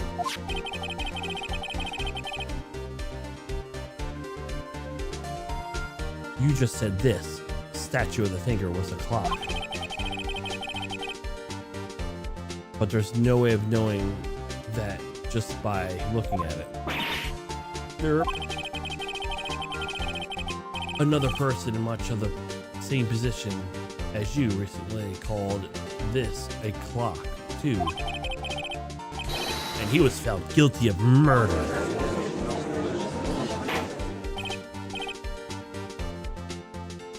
Order, order. Miss May, can you explain how you know this was the clock? Oh, the witness saw the murder with her own eyes. That's what's important here. The defense is trying to confuse the issue with trivial concerns. Yes, of course. You will withdraw your question, Mr. Wright. But the questions are all I have, Your Honor. As you may recall, I caught murderers with these questions before. Well, only once. Objection sustained. You may continue your question, your witness. Whew, that was close. If he stopped me there, the trial would be over. Huh? What? So what happens now? What happens now is you answer my questions. How did you know this was a clock? Well, that's because I heard it. Yes, I heard it say the time. Ooh, you fucked up. You've been to the law offices of Fay & Co.? No, they didn't say that. Hey, I didn't say that. Why would you go there? I heard it from my hotel room. Hee. The law office of Fay & Co. where the murder took place is very close to the hotel. She could easily have heard the clock. No.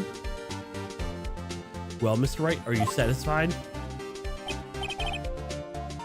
No, Your Honor. I can't give up now. Are you not satisfied because it couldn't have rung? Your Honor, the members of the court, it's inconceivable that the clock in question could have rang.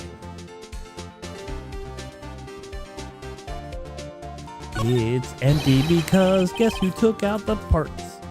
It was Mia Fey. That clock is missing its clockwork.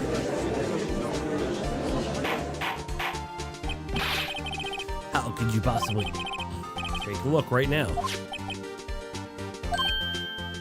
Oh, see anything interesting, Your Honor? It's as the defendant says. This clock was missing its clockwork. It's quite simple. Mr. Wright, would you care to explain to court the meaning of this? As in, you can see, the clock was empty. It couldn't have rung. Therefore, this witness is a big, fat liar. Well, Miss May?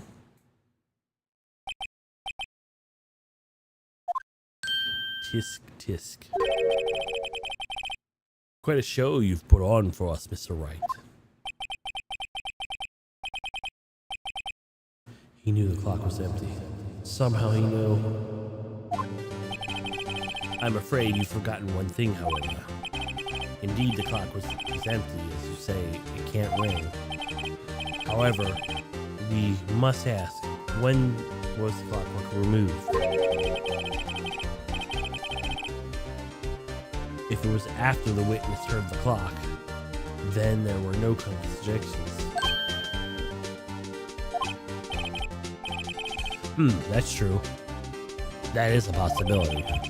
The clock might have been emptied after she heard it. And that's exactly what happened, Your Honor. Well, Mr. Wright, can you prove the clockwork was removed? You're damn right I can. Why would we bring it up? Ho, impossible, of course. I have proof. What? Wasn't it you who told me the proof is everything? Well, I was listening. And now I'll show you the proof. Like you so much.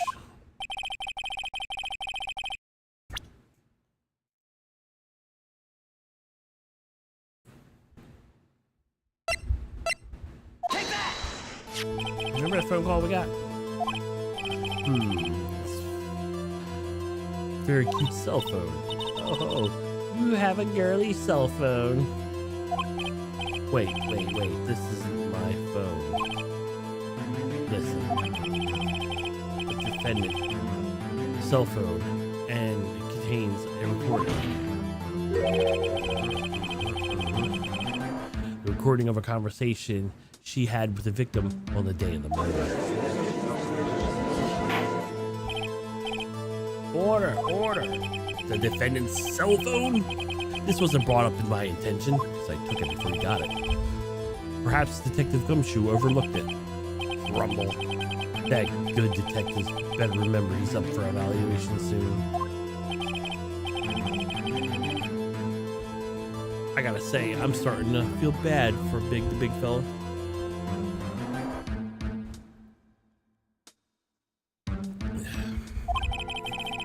Let's hear the conversation. Beep.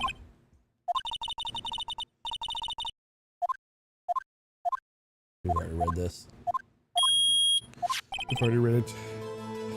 Your Honor, just to save time, because this is going to be a long series playthrough, because we have 3 games on here. It's 14 cases. And then we have the second game, Apollo Justice, which is 3 games, probably same amount of cases. And then the Great Attorney Detective, which I'm not sure how many are in that one too.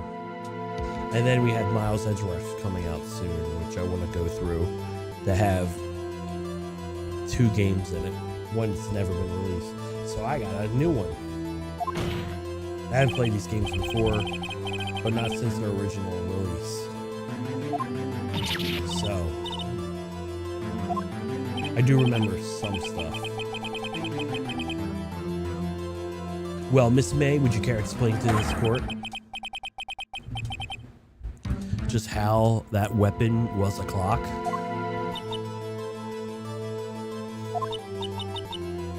Well, isn't it obvious? I saw the clock before.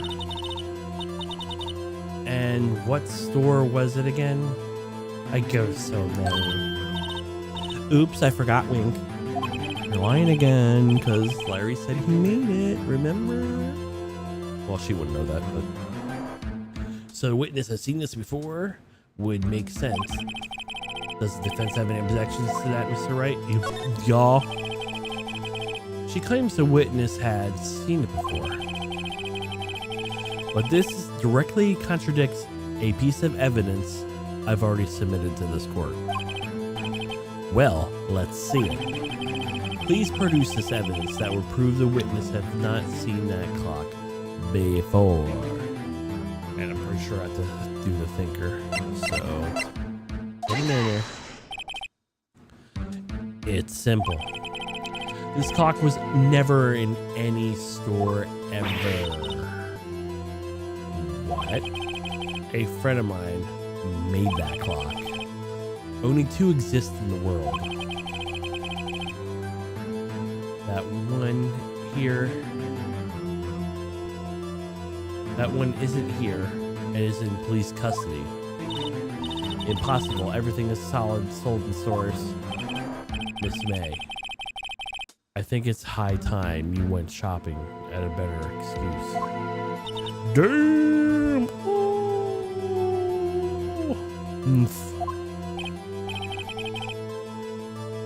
Oh. Excuses are not on sale today? Oh.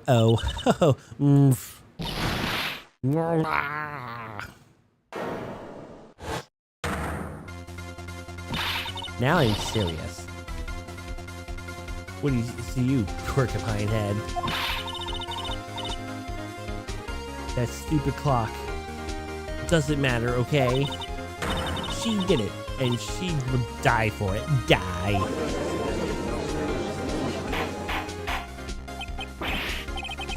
Whoa, let's not get ahead of ourselves. This is a court of law, and the witness will remain calm.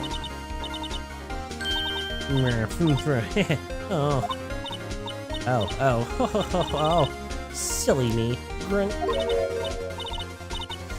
Did I, like, lose it? I guess I did, tee-hee. Wink. Scary. Miss May, let me ask. Tell me, how did you know the weapon was a clock?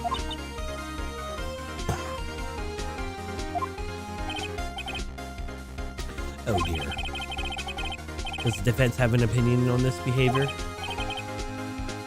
Okay, this is it. Yes, Your Honor. Allow me to explain how the truth of the matter. Miss April May knew the weapon was a clock because you heard about it.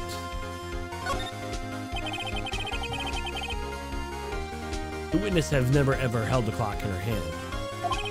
However, she heard about it was a clock. She heard? That's correct, Your Honor. There's no other way she could have known the thinker was a clock. And I can show you the proof.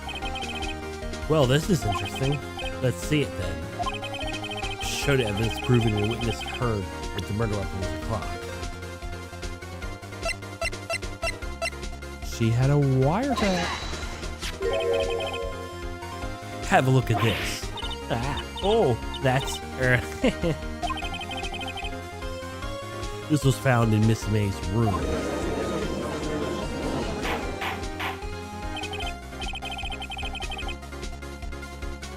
Mr. Wright, please explain to the court what this is. Miss April May, you were tapping the victim Miss Maya's phone, were you not? Oh. Your Honor, this is irrelevant. No, I'm entirely sure it is. Objection overruled. It troubles me that our witness is in possession of a wiretap. This is outrageous. Does the defense truly claim that the witness was tapping her phone? Absolutely. Even then, but even that were the case, which is not, you still have to prove one thing. Did the victim ever say that the weapon was a clock on the phone? Can you prove that? I think not. Yeah, I think I can. And it's simple. What? Here's my proof. Proof that the victim said that the phone on that weapon was a clock is her cell phone. Because we just went over it. Remember? I present the defendant's cell phone. Yes, we've seen that. Listen to it once more, the conversation between the defendant and the victim. Are they playing the whole thing?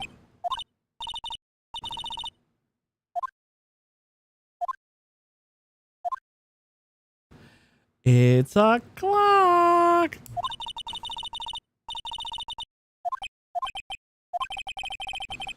You used the wiretap to listen to their conversation.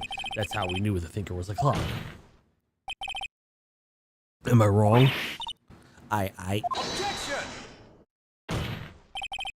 Your Honor, this is ridiculous. Not really. Your Honor, look at the witness's face. Does not she seem amused to you?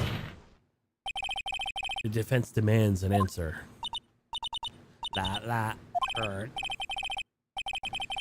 Witness, answer the question. Did you tap her phone? Miss May, shut up. All of you. What gives you the right to talk to me that way? You lawyers.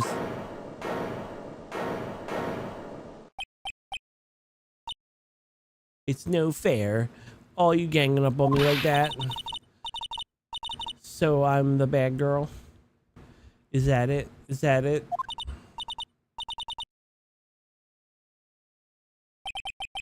Oh, Oop, wrong button. Did that court seem the real Miss May now? Now deal the final blow. Yeah. Why the wiretap? Why did you tap her phone? Answer the question. Do I have to? Isn't the murder trial? Isn't it tippity-tappity irrelevant?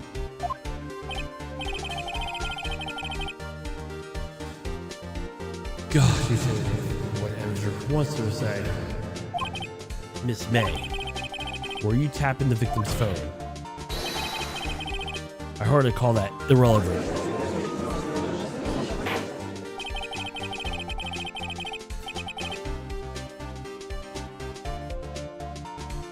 While the court does not condone the defense voice, he has a point. Well, Miss May, do you have an explanation for the court?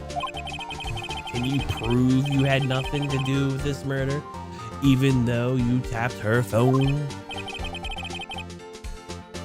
I like to see her get out of that off. Mr. Lawyer, I saw that evil grin. You were probably thinking of, I like to see her pull that off, weren't you? Damn, she's good.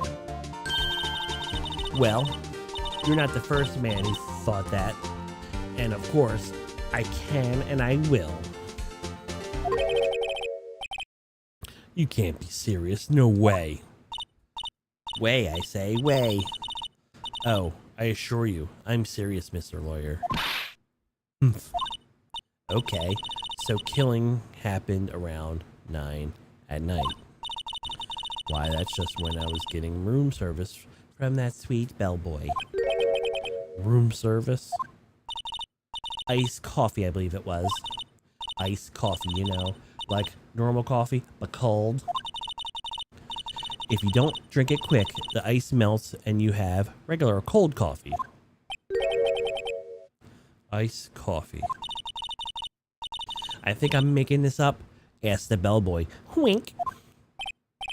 Ergo, the witness was not on the scene at the time of the murder. Then why is she testifying she saw the murder? So where does that leave us? It's my great displeasure to inform you that the witness appears to have been tapping the victim's phone.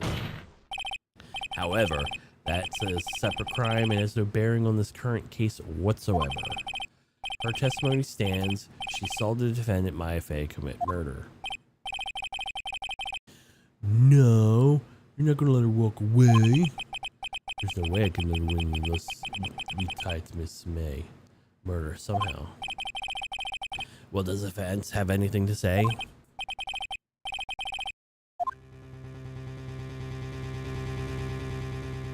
Should we call the bellboy or continue examining Miss May?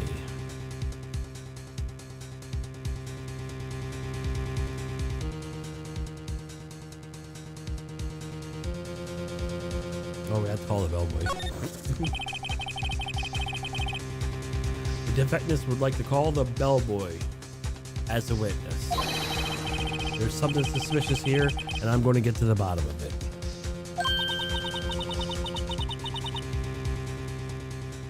Hold on, I gotta stretch.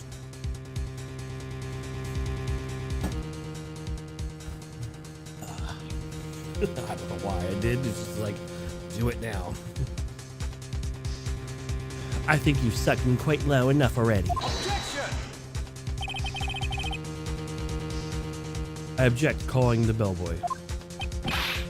Why? What's your reason? Because I hold that the wiretapping had nothing to do with the killing. However, if you agree to one condition, I consult to calling this witness. Condition? If Miss April May's alibi is not called into question after you're examining the bellboy, then you'll recognize that Miss April May was not the killer, thus she is innocent. And thereby, you must go accept the verdict of guilty for Maya Fey. That's my condition. What? I better find some suspicious in this bellboy's testimony. Otherwise, Maya will be declared guilty on the spot. What should I do? Accept the condition, because what am I going to do? I'm going to go examine the dude. Alright, there's nothing to lose except for, well, everything. Understood, I accept your condition. Fool. You fell right into my trap. Uh-oh. Oh, wait. Very well. The court calls the hotel bellboy to the stand.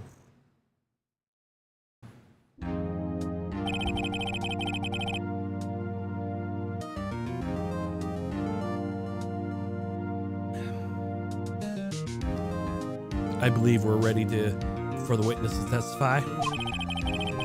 He certainly does look like a bellboy. Yes, sir. I received your summons in the middle of the work. Sir, I am happy to be of service. That tea looks rather heavy. So without further ado, witness, may you begin his testimony? Very good, sir.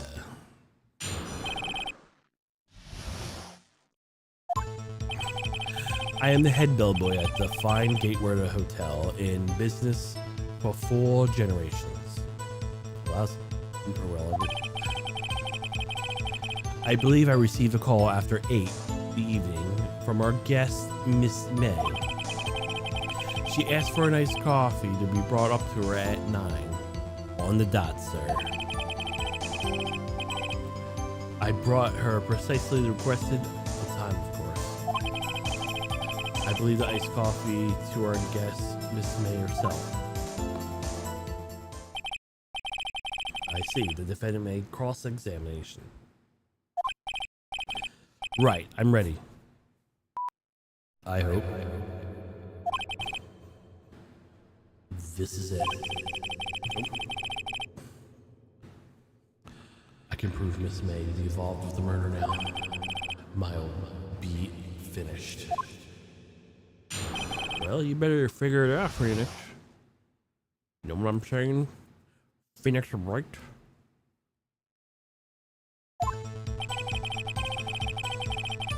I'm the head bellboy at the fine Gateway Hotel for generations.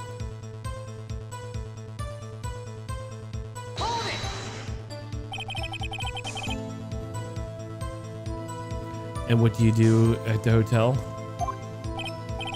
Why, anything required of me, sir. I check in guests, check out guests, clean the rooms, make beds. I even deliver room service, sir. I checked in Miss May personally.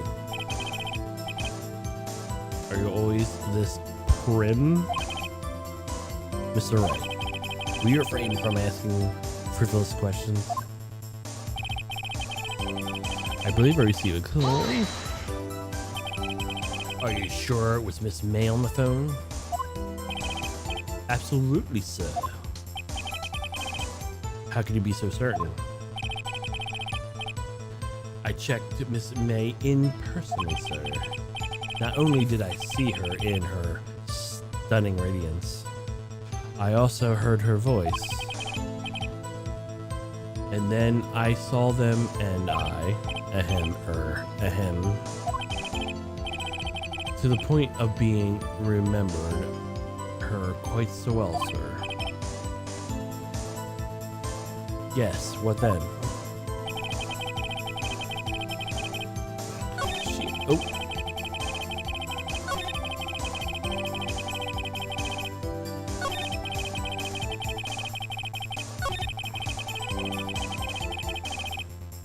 Why does it keep doing that?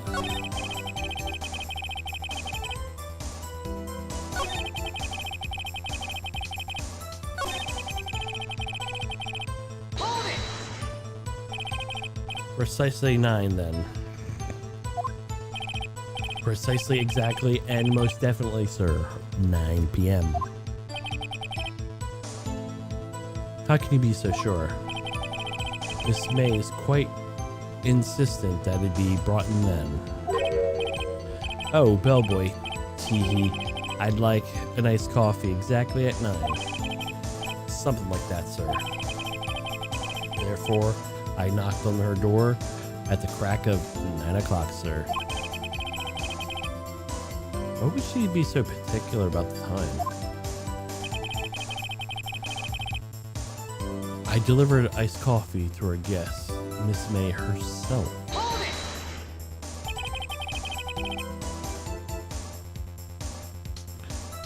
Are you sure it was Miss May herself? Absolutely, sir.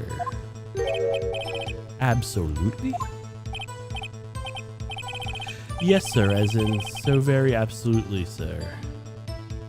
It's an endearing mannerism of mine. How come you're so very certain?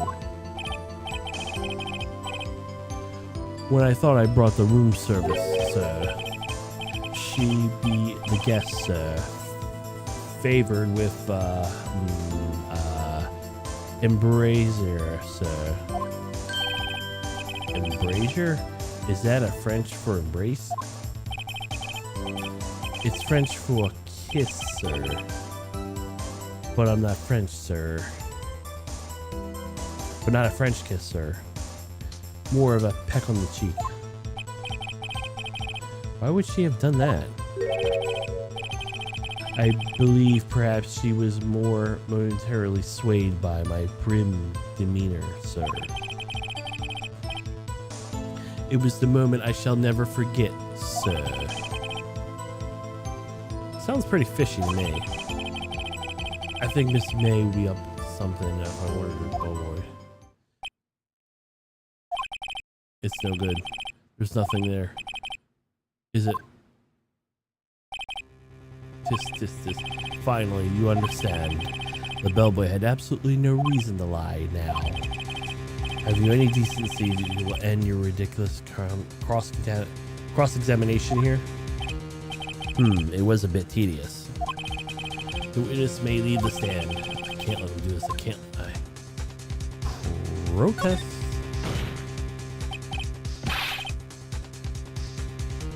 Wait. Please wait. Does the defendant have something to add? Last question. Let me ask one question. Your Honor, I must object. This charade of justice has gone on long enough. Now, Mr. Edgeworth. All right, Mr. Wright, I'll give you one more question, that is all. Okay. This is really it.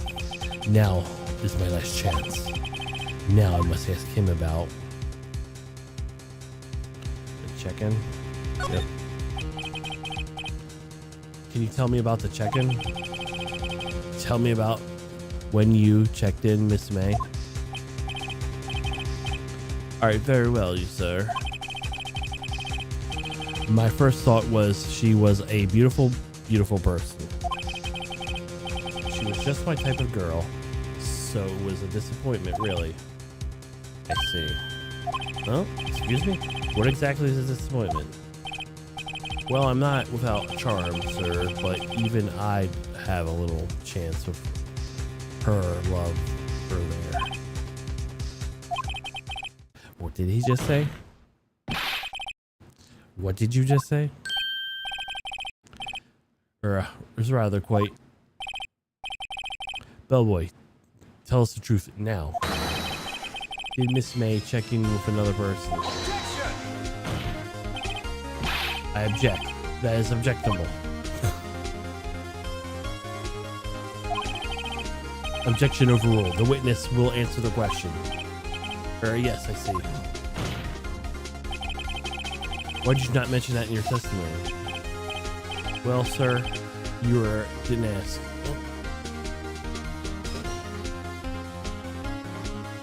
Well, sir, you didn't ask. Nice try. That's the sort of thing that normally supposed to mention. Ah, yes. Quite, indeed. It was good brazier, sir. Mr. Edgeworth, who asked me not to mention it if it wasn't specifically asked, sir. Oof. You fool. I've done it. I've won.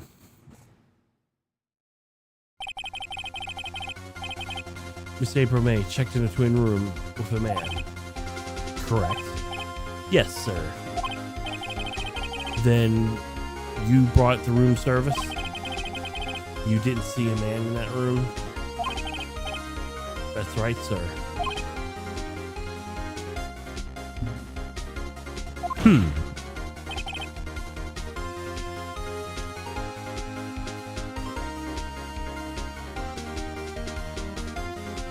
Your Honor, we have just learned of another person involved may have been the murderer.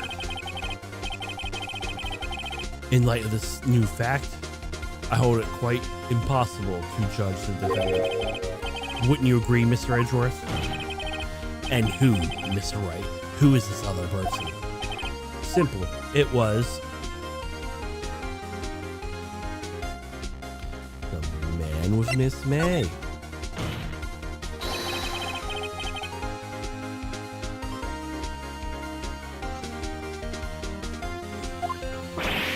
Oof.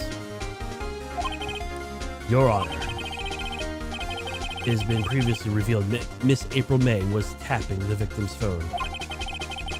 Yet another... Right. And yet Miss May herself has an alibi at the time of the murder. However, that does not clear the man that was with her. The bug boy saw the one else who was in the time of the murder. What a convenient little setup, but that's too late. Too late? I suppose you like it if it was too late, wouldn't you? After all, it was you who hid the presence of the other man in the court. Oof. Upstart. Amateur. These accusations are ludicrous. Enough. The court acknowledges the defense argument. Please stop doing that. Please stop doing it. I don't know if it's picking up on the thing, but...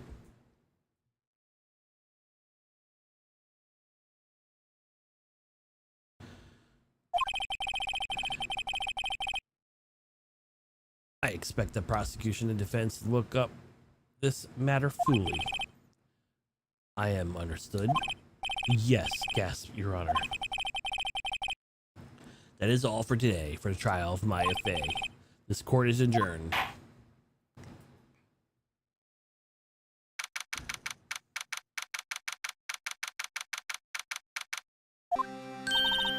Mr. Wright, you were amazing in there. Really?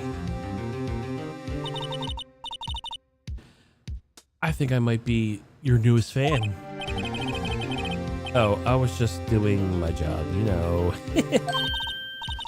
Then again, the other attorney was pretty cool, too. Huh? That face of his with his eyes wide and trembling lips. It sent shivers up my spine. If you say so. So what happens with me? Do I get to go home now? No. Well, no, I don't think so. Not yet. Oh, I see. But I got a great lead in today's trial. Lead?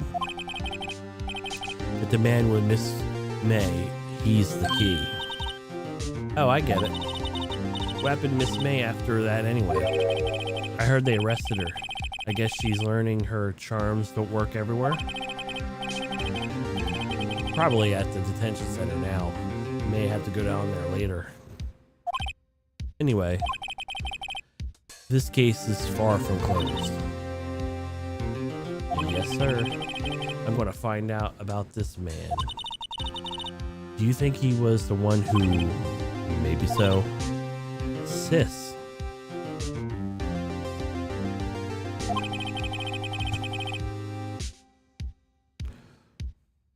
Don't worry, I'll find out about him tomorrow, I promise. I'm counting on you.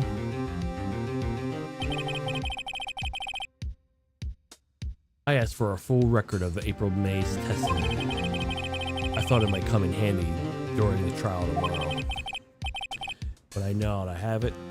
I'm not so sure. In her testimony was all lies. In fact, the only part that hasn't been stricken from the record. I don't know how much good this will do me at all now. Any time to hit the pavement and do some investigation. Maya belonged in that detention center, or Maya doesn't belong in that detention center, and it is up to me to set her free. Yay, we made it. We made it.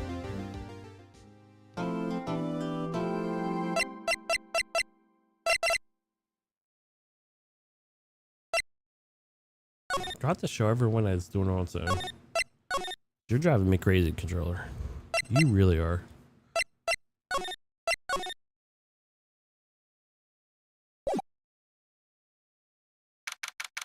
Driving me slightly crazy. Well, hello. I didn't expect anyone to come visit me in such a dank place like this. It's really quite moving. Not that you striking a lawyer will hope to die. You have to come to laugh at the fallen Miss May. No, not really. There's something I wanted to ask. Unfortunately, there's nothing I want to be asked. Haven't you done enough questioning, you spiky head? Here we go again. Please, you're scaring the security guard. So, what is it you wish to ask me? For starters, you be totally whacked.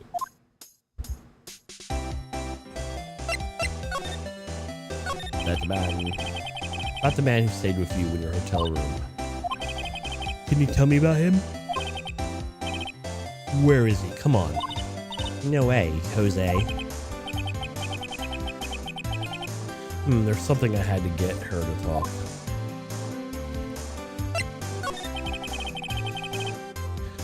Why did you wiretap Mia's phone? Oh, when it was like, that sounds so cold, so criminal. I mean, tapping people's phones is a crime, Miss May. Oh, I was right. Oh, I suppose you learned at the lawyer school. Creep.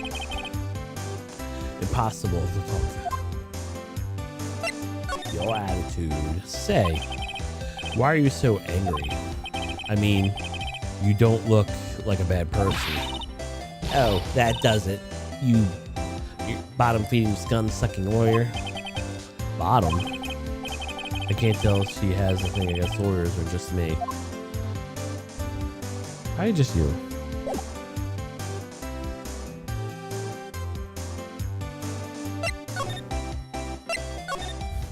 Bye.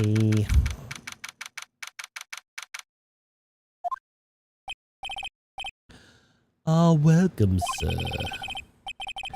Quite the performance today, if I do say so myself.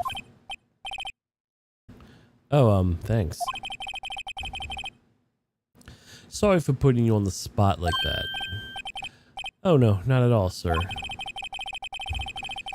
Your efforts today can only help Gatewater's rep, as they say. Huh? Rep? Our reputation will swell as soon as the hotel... where the murderer used a wiretap. We can charge a premium for the room, of course. And will be great for business, sir. Whoa, Miss May hasn't been charged with the murder. I too become famous. The bellboy who brought the murderer iced coffee. Why do I feel like we're both stuck in the same bad dream? So you are an honored guest. Please let me know if there's anything I can bring you.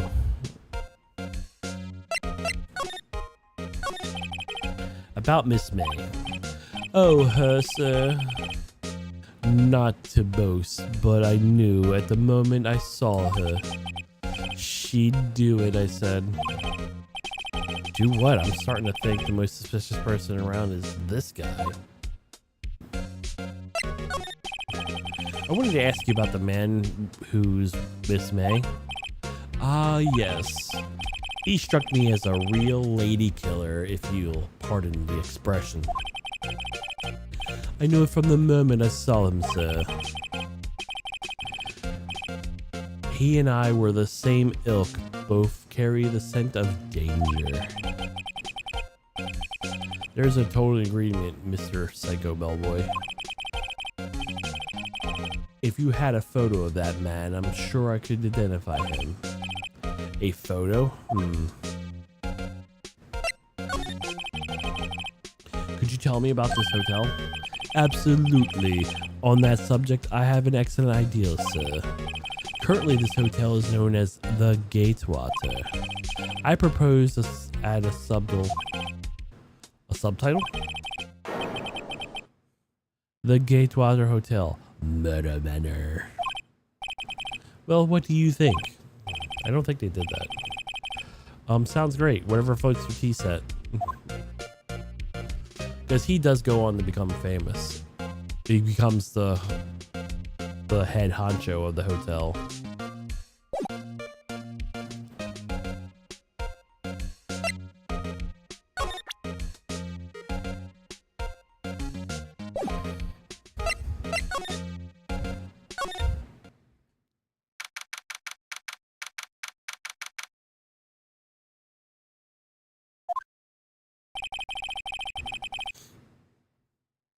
Looks like forensics is taking a day off.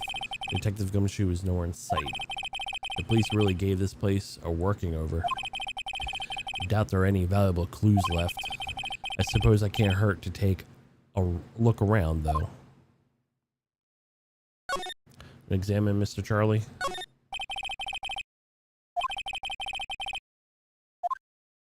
Oh, he doesn't say anything about it. Okay.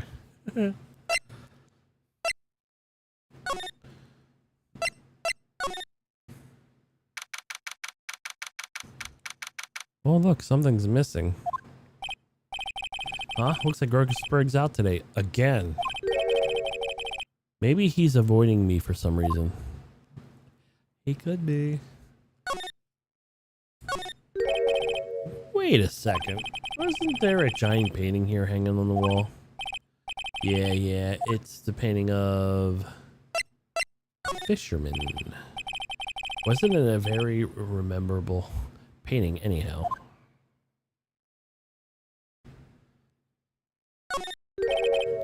What's this? Old photos? There are two lying around here. Something's been written in pencil in the backs. DLC Incident Exhibit A, DLC Incident Exhibit B. Let's take a look at these photos. Let's do A.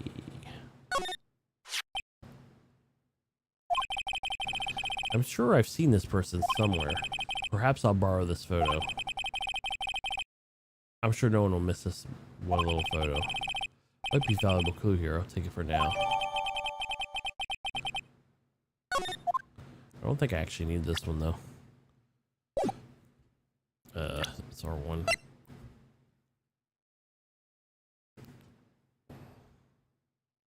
Oh, you can't examine them in this one. My photo lies on the desk. Maybe I should switch it to the one I took. Swap.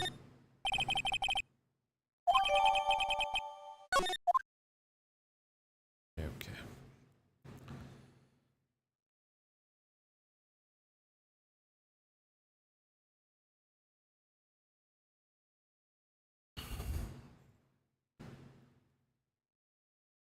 Anything else? Solid mahogany desk. No. All right.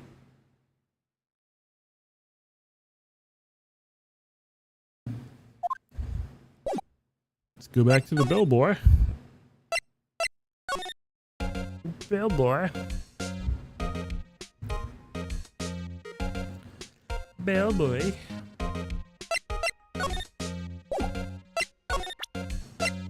This guy? Take a look at this photo. That's him, detective. That's, I'm the lawyer. I know that. I just wanted to say detective once. You know how it is. No, I don't. Without a doubt, that man who checked in with Miss April May. How about I write an affidavit swearing that's him? An affidavit? This guy is way too excited about this. Have him write it. Have him write that shit right now. Write that shit right now.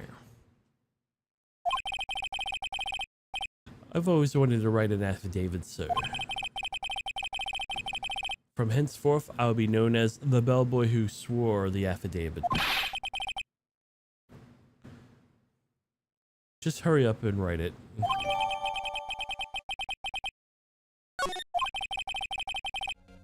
Not even Miss May can play dumb mode to this. You have a new talk? No. Alright. Move. Miss May, you can't. You again? Can't you take a hit and stay gone? Hey, the only reason why I'm back here is because you won't talk to me. Oh, so it's my fault now? You just don't have a spiky head hair. Or you just have a spiky hair. You don't have a spiky heart. Or you also have a spiky heart. That does it. When this case is done, I'm solving my head. Or I'm shaving my head. You don't do that.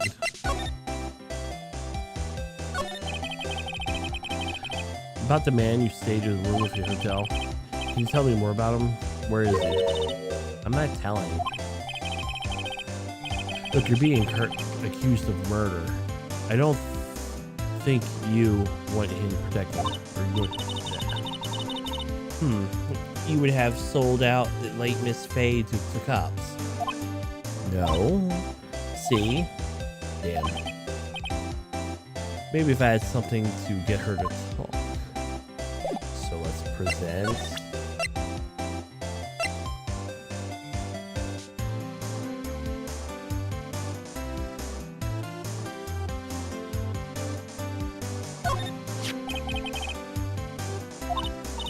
Look, I've said several times, I'm not telling you.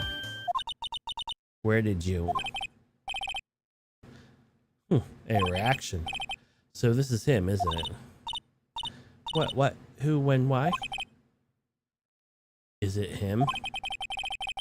This man who stayed in your hotel room the night of the murder? No, that's not right.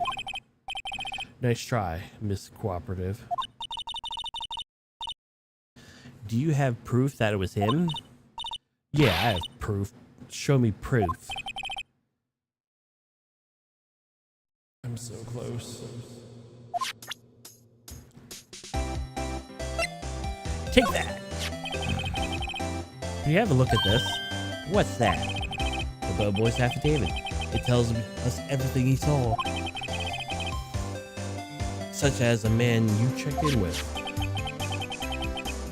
Who was most definitely this guy. Now I'm getting somewhere. Push her hard. This is all enough time to do a little block. No use playing dumb, if indeed that's an act. If you don't talk, I'm taking this info to the press. What? Even though should have witnessed to a murder, your little friend was missing. I'm sure the press would have a field day with this reputation. Oh, fine, I'll talk. You win, lawyer. Yes, that felt good. It's great to be alive. Why are you pumping your fists in the air? I would love to actually see that. I'm going, oh, yeah, I won. You suck, Miss May. I got you.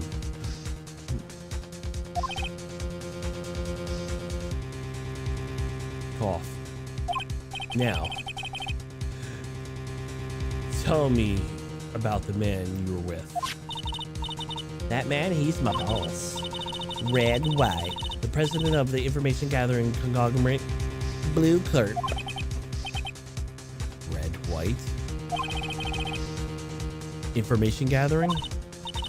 Well, I suppose you could call it a detective agency. This is the man that was with you that night of the murder? I'm scared to talk. I don't want to end up like her.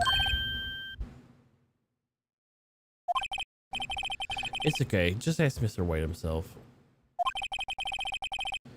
Can you tell me where Blue Corp is located? No? Mr. Red Light at last. Finally on this guy. If April May couldn't have done it, that leaves him.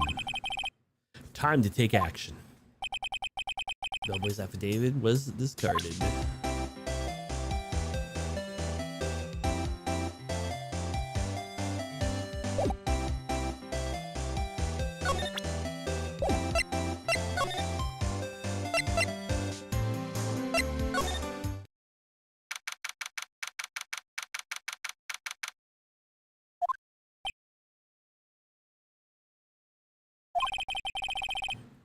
What a surreal decor. Welcome to the furnace with the title of your patronage. What the? Your name? What's your name? I was just an inquiry asking the title that you go by. Wright. Phoenix Wright. Really? Mr. Wright, was it? Right, I see.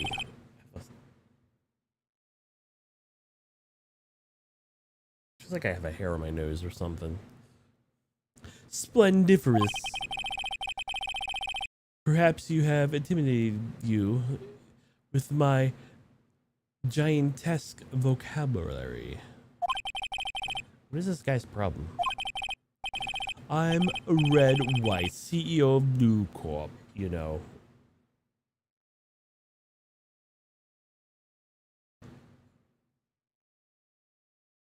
Corporate Expansion Office Official. My business dealing with brings me into contact with an elite of the elite. So I am not used to conversing with the worldly challenged. What a fruitcake. Phoenix, we should not be saying that. Granted, this game was what, 2000 something, but we shouldn't be saying that. Let me guess. You're an attorney fresh out of law school, are you not? This is the only explanation for why you would come to meet me like this. What does he mean by that? No matter. So, the business does the mighty lawyer have with such as myself? Yipes, this guy's arrogance meters off the scale.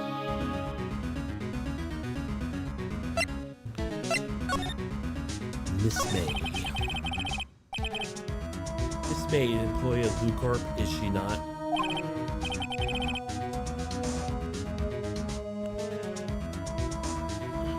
Correct. She's my secretariat. What a shock. It was done to hear what she has done. What she has done? You mean the wiretap? Indeed, she was paid to answer phones. Tapping them was not in her job description. She does gather information for us as a part of her duties. But I assure you I cannot condone legal methods. She's ineffable. That's what she does. She would do this. It sounds like he's trying to turn Miss May into a scapegoat. On the night of the murder, you in April May's hotel room? Who can say? I seldom pay attention to mundane details such as time and place. Well, I'll get you in some hot water, sir. My motto is, don't worry, be happy.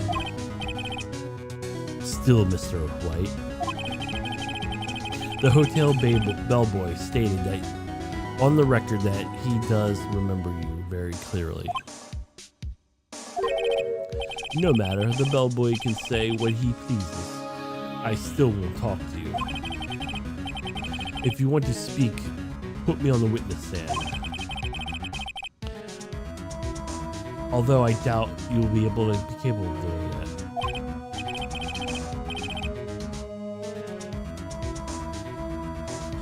He actually raises a good question, actually.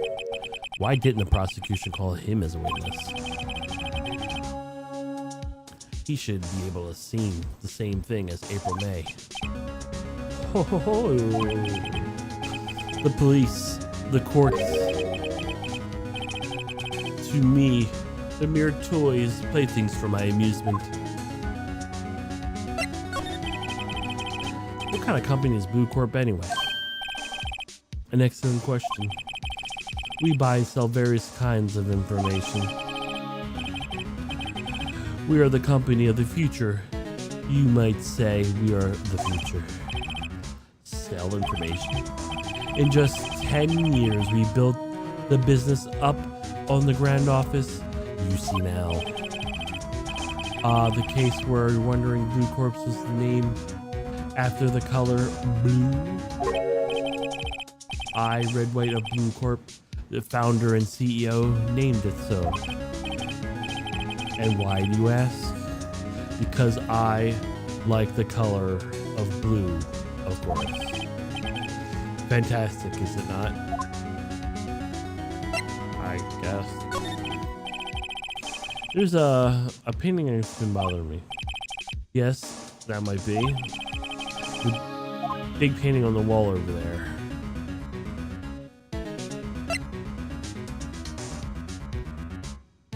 Should I do C or when?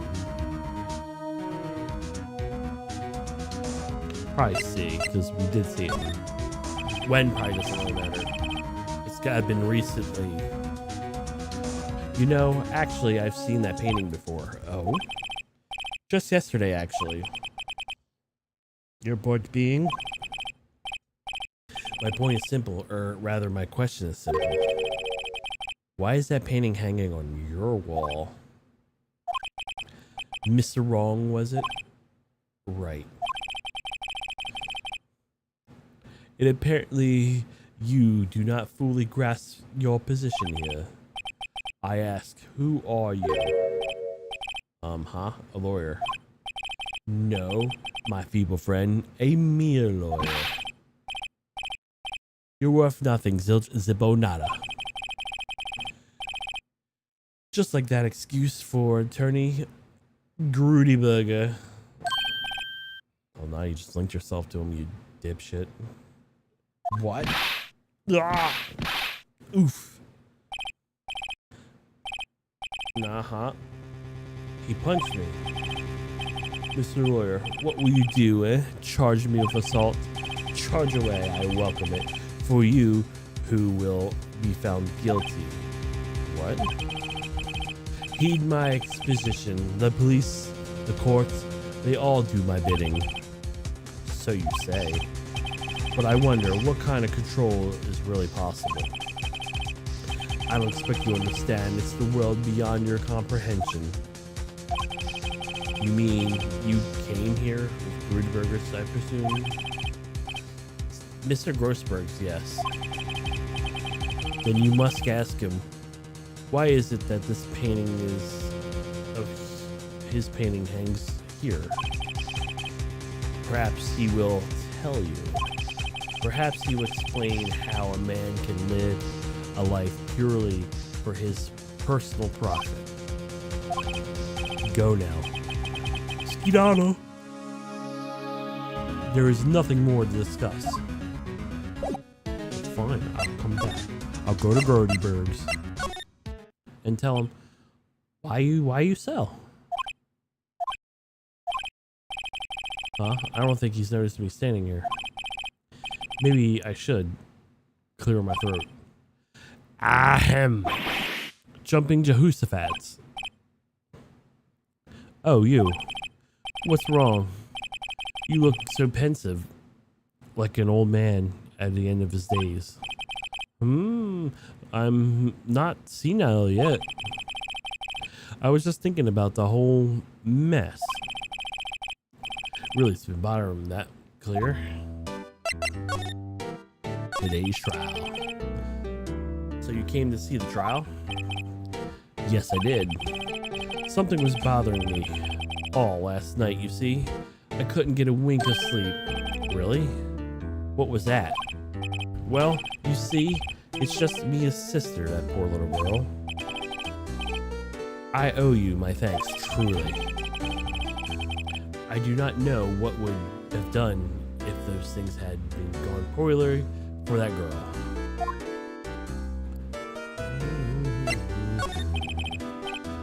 And I asked before, why did I refuse her request for defense? I think I have the right to know.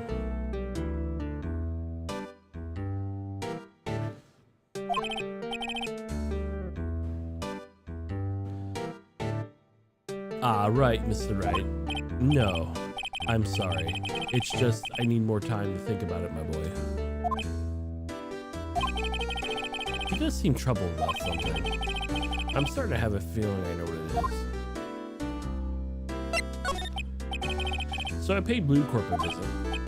Oh, I see. Mr. Grossberg, I have to admit, something has been bothering me. Oh, what is it? Well, I tell you out.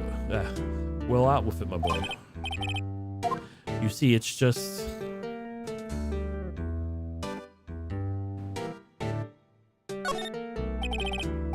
Mr. Grossberg, sir, there was a giant painting hanging in the room right there the other day. Was there not? The one that you said you had no intention of parting with? Well, I saw it today. That was in the CEO's office at Blue Corp, Red White office.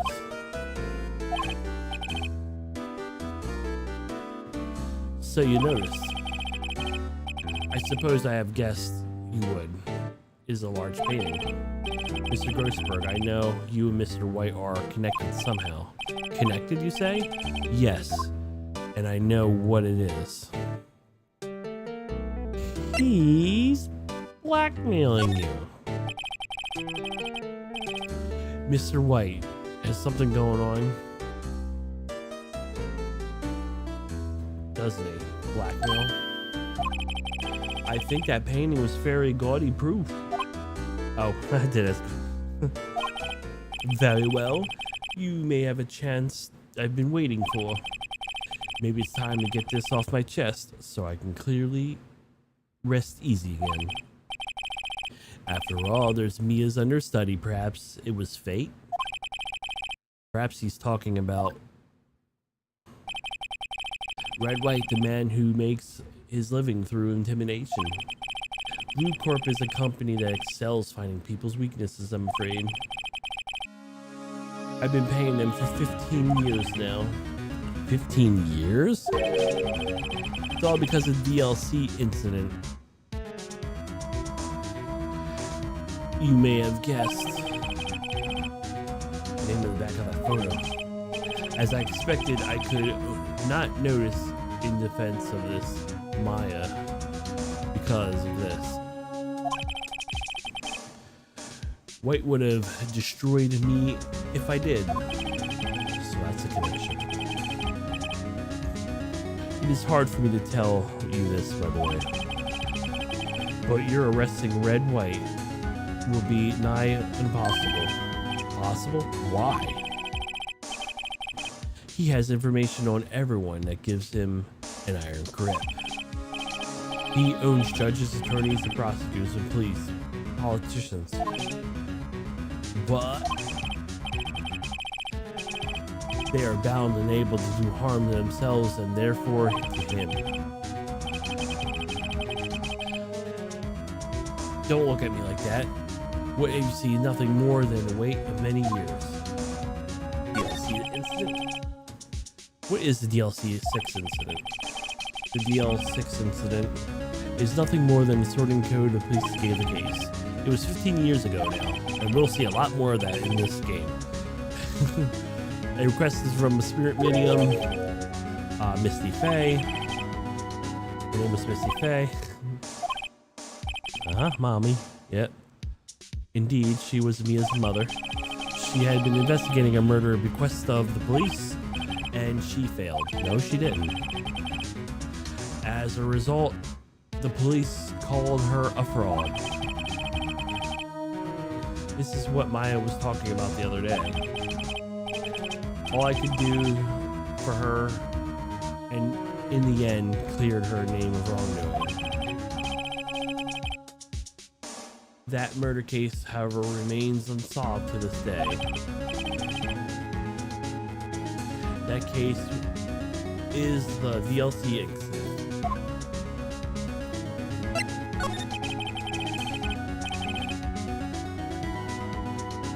But why were you blackmailed over this, Mr. Grossberg? The L6 was the top most secret at the time.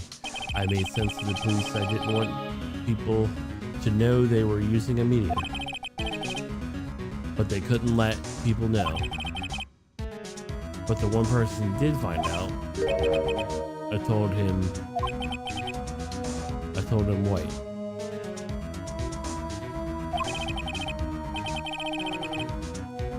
He offered me riches and embarrassment to me now.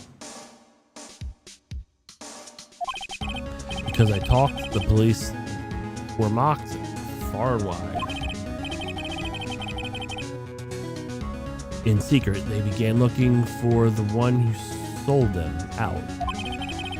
Of course, White heard about it and came to me.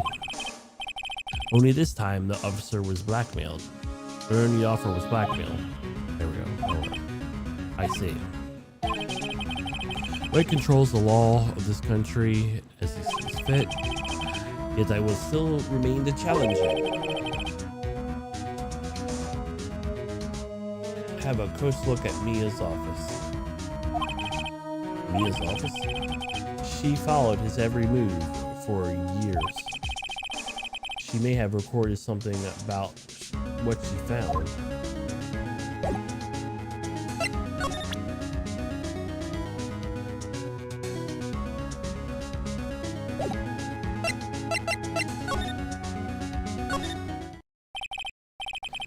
Funny, looking at this room, it seems so normal.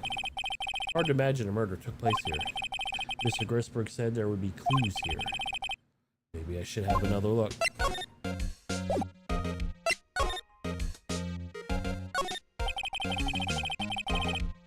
All the cases the chief ever worked on are filed here. They're in alphabetical order. Let's take a look. Which file should we look at?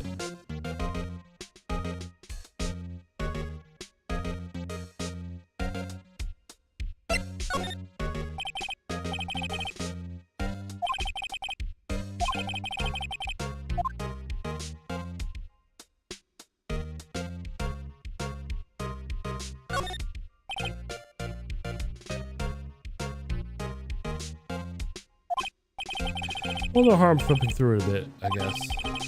The biggest part here is, in the end, S, suicide. Ew.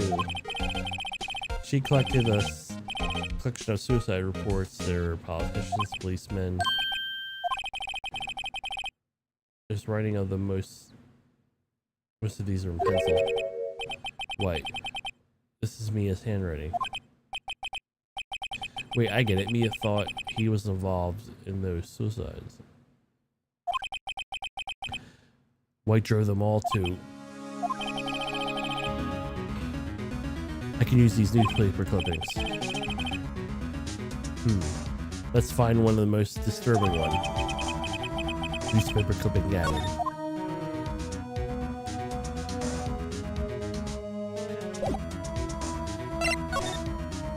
And...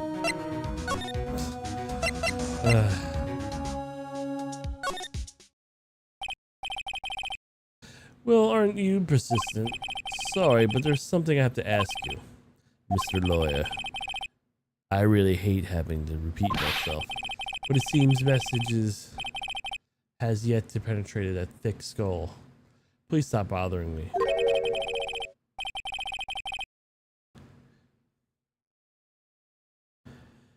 If you try my patience further, I fear a nasty incident may occur.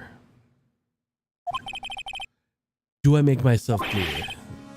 Transparent. Alright, Miss May.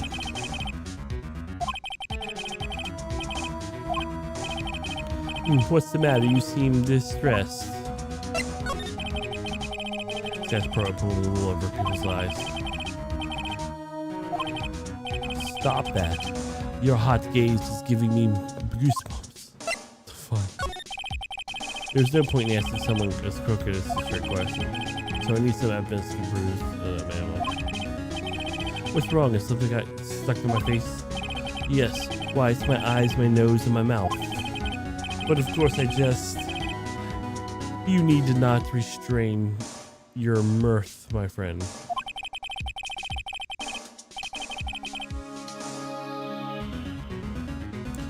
It's okay to indulge in the compensation of humor. I would not think less of you. Alright.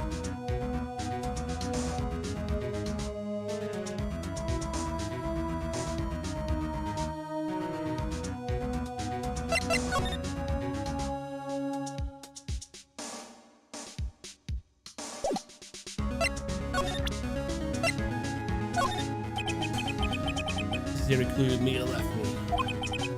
I better make this count. Mr. White, see this? This is an article describing the suicide of a politician. He was embezzling secret government's funds. Then, one day, word got leaked out to the press. The very next day, he took his own life. And that concerns me how? I found this article in Mia's office. Mia's? She had a file with articles like this. Every one of them was labeled a single word, White. Mr. White, I know what you did as a politician. Did this politician, yeah. You blackmailed him because you're a piece of hoe. You were blackmailing him. Blackmail? Not just him either. You were threatening and coercing hundreds of others. You were involved in the suicide cases that Mia investigated. This company was built on blackmail. Am I right, aren't I? What a brazier accusation, Mr. Wrong. What is it you should be doing now? Intimidating me?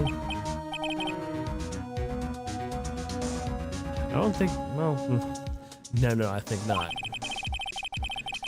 You should search for the one who killed Miss Mia. Secretary's office, hello? Mr. Wrong will be leaving now. Yes, sir, I'll send someone right away. Wait a second, Mr. White. You're wrong. You're wrong, Mr. White. Excuse me? What I should be doing now is going after you. Just what are you insinuating? Mia was onto you. She was keeping tabs. For reasons you had April May tapping her phone. Then Mia was murdered. All the documents you mysteriously disappeared. So the culprit would be... Even a child could work it out. Mr. White, you did it. You did. Yep.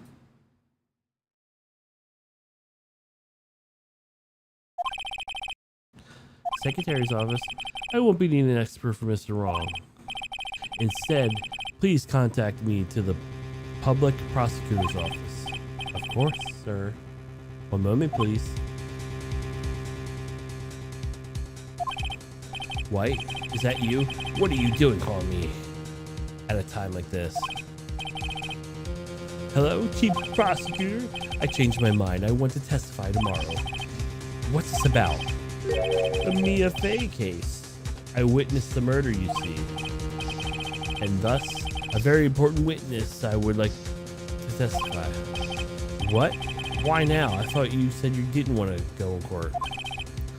Cool. Quietude? I told you to change my mind, didn't I? Oh, and one more thing. Send the police over here right away. The man is standing right in front of me. He looks dazed and could be violent. What? What man? Were you even listening?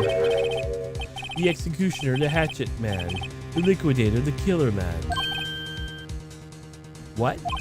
Mr. White, this isn't another one of those.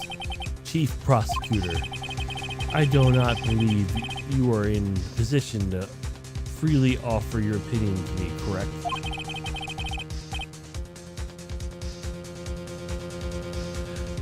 I'm telling you to send the police now. Did I not tell you, Mr. Wrong? You are a mere lawyer and was Miss Mia. How dare you? I will point the finger at you. And you will be tried as Miss Mia's killer. The case is good as settled. No lawyer of any worth will defend you. I have friends in the local lawyers association, you see. I've been given a lawyer so stupendously inept that they even make me look competent. I feel so faint. Detective Gumshoe reporting, sir. Ah, Butts, Harry Butts. Right, actually, Phoenix Wright. My friend's name is Larry. Alright, sorry pal, Butts wasn't the murderer, right? Detective Gumshoe, I present to you the man who killed Miss Mia Fey. What? Take this despicable human being into custody. Farewell, Mr. Wrong.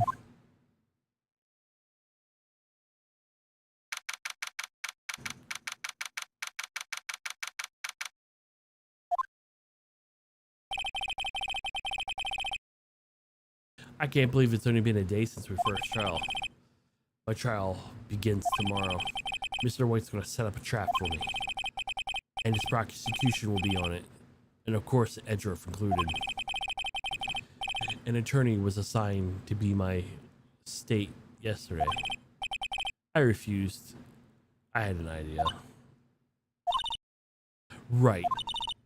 Mr. Wright. Oh, Maya. Oh, great. They won't let you they won't let you out of detention. Yes, now, yes. All thanks to you. Ha, I'm afraid we switched places. What? You mean you? Explain what happened to Maya. I don't believe it. How many people does that man need to destroy before he's satisfied? My mother? My sister? Now you? This is going too far. Mr. Wright, please tell me, is there anything you can do? Defend me in court.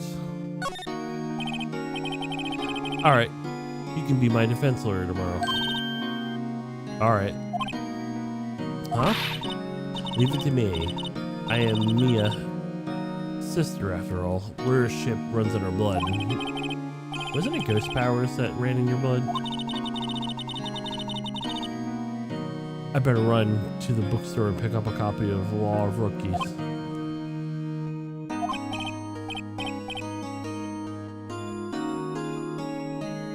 Wait. What? I'm kidding. It was a joke. No way. I was really kidding, but thanks. It's all good. Good to know you're on my side. And there is anything you can do for me anyway. But I can't just sit here and do nothing. I've got to give that man a piece of my mind. Just a piece. Okay. Then come to the trial tomorrow. Okay. I'll be there. I'll show them a thing or two.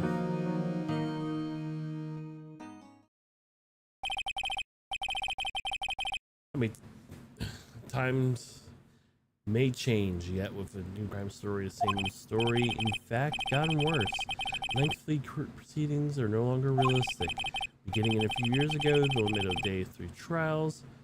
3 days was put on initial court trials. It was finished in a day, the most guilty verdict. Never thought I would end up in the defendant's chair myself, this case. With the true court appearing as the star witness. Is that it tomorrow? It's me or him.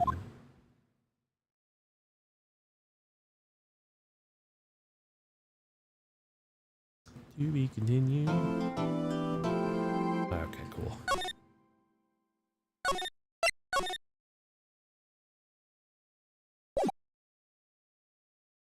All right. I shall return. Be right back.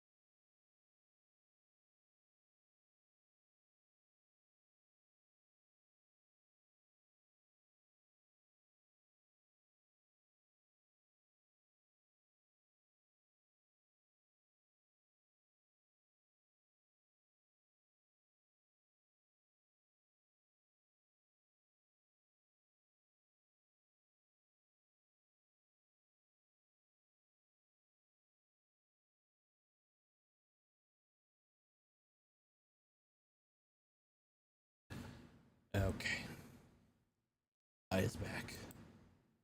Hopefully that wasn't too long.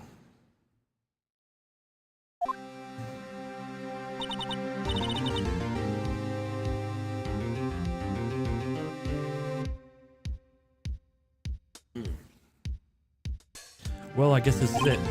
Yeah. One way or another, this case gets decided today. Ah, Phoenix, look. Prosecutor Edgeworth. I received a call from the prosecutor's office yesterday. I was told whatever White says today will be the absolute truth. No matter how you try to attack this testimony, if I raise an objection, have it good faith that it would judge listening. What does White have to do with the judges and talking to? So you're saying I'm going to be guilty, end of story? I would do anything to get my verdict. Mr. Wright, anything. Why? Why? How can you torment an innocent person like this? Innocent? How can we know that? The guilty always lie to avoid being found out. There is no other way who is guilty and who is innocent. All I can do is hope to get every defendant declared guilty. So I make that my policy. Edgeworth, you've changed. Hmm? Phoenix, you know him? You don't expect any special treatment, Phoenix, right? Phoenix. Well, the court will be starting soon. What? But wait. Your defense attorney isn't even here yet. You're not... I'll be defending myself. What? Okay, let's do this. Yeah, let's shred this guy's testimony. Let's shred it.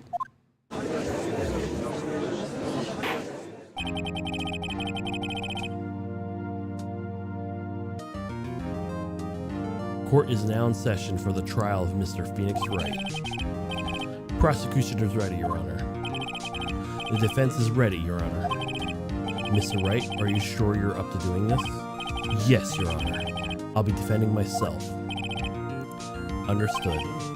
Very well, Mr. Edgeworth. Your opening statement, please. As the details of the events are already quite clear to the court, today we will hear the witness's testimony, witness to the defendant's crime. I see. Prosecution may call its witness. That went far too smoothly. Why didn't a judge ask Edgeworth why his witness didn't testify before? It's like he already knows why. If anyone goes to raise objection for this, I suppose it's me.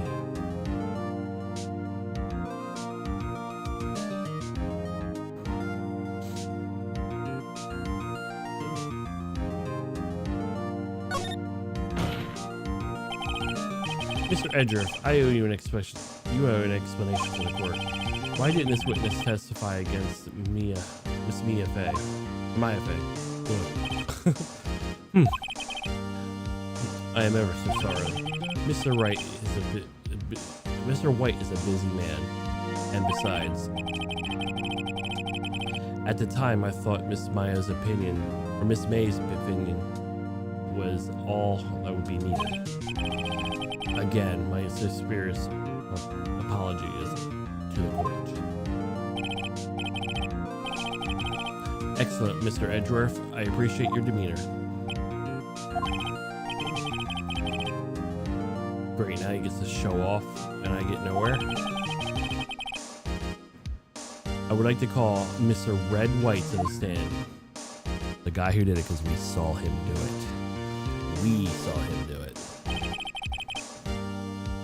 He showed us. Please state your full name. As you wish. the title of my patronage.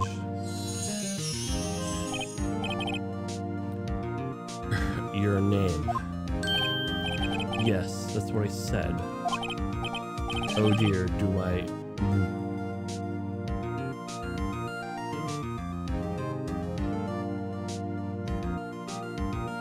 Is it Luke Cautions? Low Cautions? Or...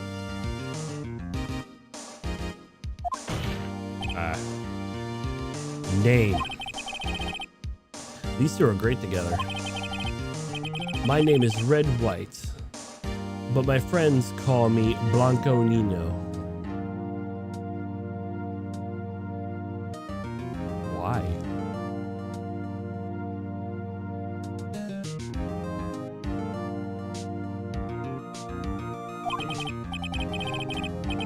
I am the CEO, or used at a more common term, the president of Bluequirk. Did you know the victim, Miss Mia Fey? That would be a negatory. No, I do not. You liar. You were at the Gatewater Hotel at the night of the murder. Correct. And you witnessed the murder from there? Ahem. Why tell you what you already know? Well, that's how it works, my guy. Very well, Mr. White. You may begin your testimony. If I could rip this guy's testimony apart, I'm done for. Why do I always feel like I'm at the end of the world? I am the last man standing. Oh! I got shiny shit on you. I hope you have made your peace to God, Mr. Lawyer. Let him have it, Phoenix.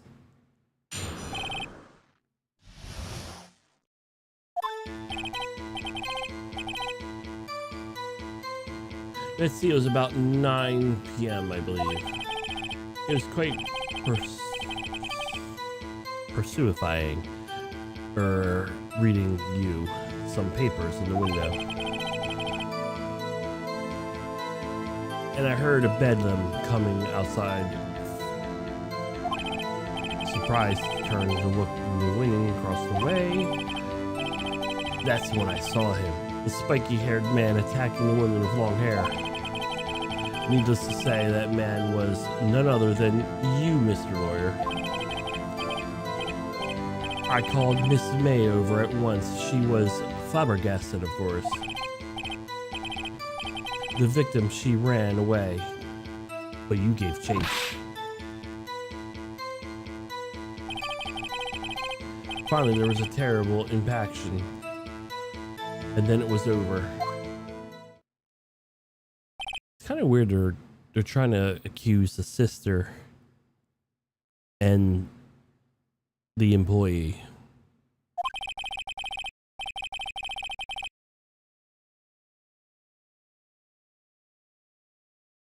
If things occurred to you testifying, then I'm afraid that the defendant is guilty. He's not. Very well, defendant, or I mean Mr. Wright. Your cross-examination. Yes, Your Honor.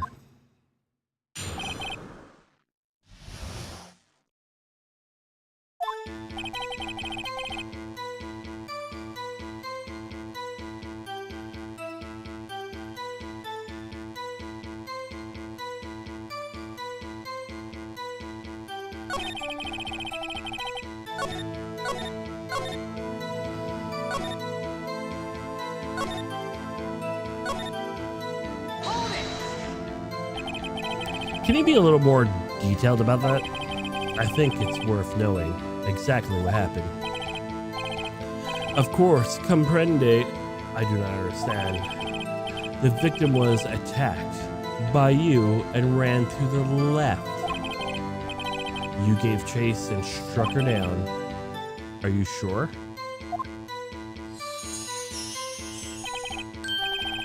As you know, I'm always absolutely positively perfect. Perhaps you could change your testimony to reflect that new detail?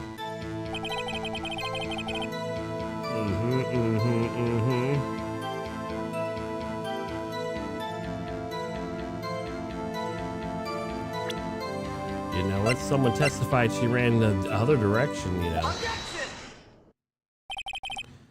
Wait right there. Mr. White, you've dug your own grave. What is this? You said the victim ran to the left, but that directly contradicts Miss May's testimony. She clearly stated that the victim ran right. Oh, it's simple. You may have misheard. I think not. Look at the floor plans. The killer was here. The victim was here. The victim ran to the left. Is the claim that she did. She would have been running directly away from the door. She would have been running to a dead end. Don't you find that odd? Ah! Very strange. I did see her run to the left, I did. Phoenix, look at his face. I don't think he's lying about this one. True. Maybe he really did see the victim run to the left. So he did the witness kill him. Wait a second. Mr. Wright? Yes, Your Honor. Miss May says right, and Mr. White says left. Can you explain this contradiction to the court? They were both right. Both witnesses were telling the truth for once. It's like, no. Ha, I doubt it. Or rather, it does not clear up the contradiction. There is one scenario that could explain their conflicting accounts. What? Obviously, the witness was not viewing the crime from the hotel. Mr. Wright, what do you mean? Yes, what do you mean? He hasn't been viewing the crime from the hotel? If he was not in the hotel, where could he have been? In the law offices of Fay & Co., of course. Oh, he did it. Yeah, he did it. More specifically, he was standing here. Please show where he was standing. He'd be standing right. Take that, sir. This is where he was. Look. When the victim ran for the door, he was watching from his point. To him, that would appear that she ran left. Please, there's no time for jokes and ill taste. This is where the killer was standing. Yeah, figure it out, asshole. Order, I'll have order. Anyone disturbing the order of the courtroom will now be in held contempt. Mr. Wright, what are you suggesting? Rascallion! Objection!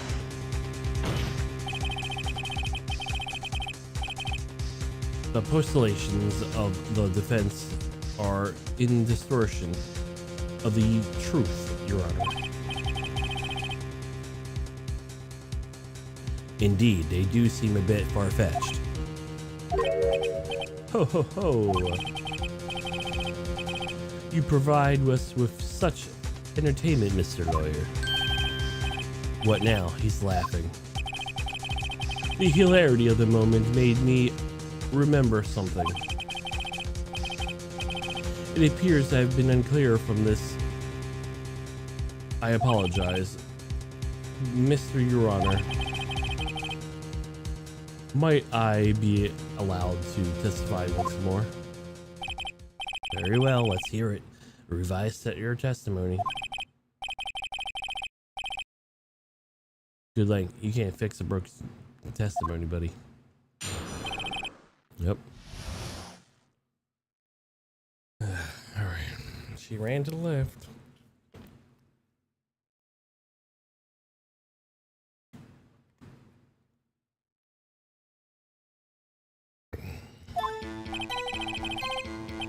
Miss May's testimony was correct, as was mine. When you assaulted her, the girl first ran to the left, and then you hit her savagely. That's what I saw. Next, with her last strength, she ran to the right. You chased her and delivered the final blow.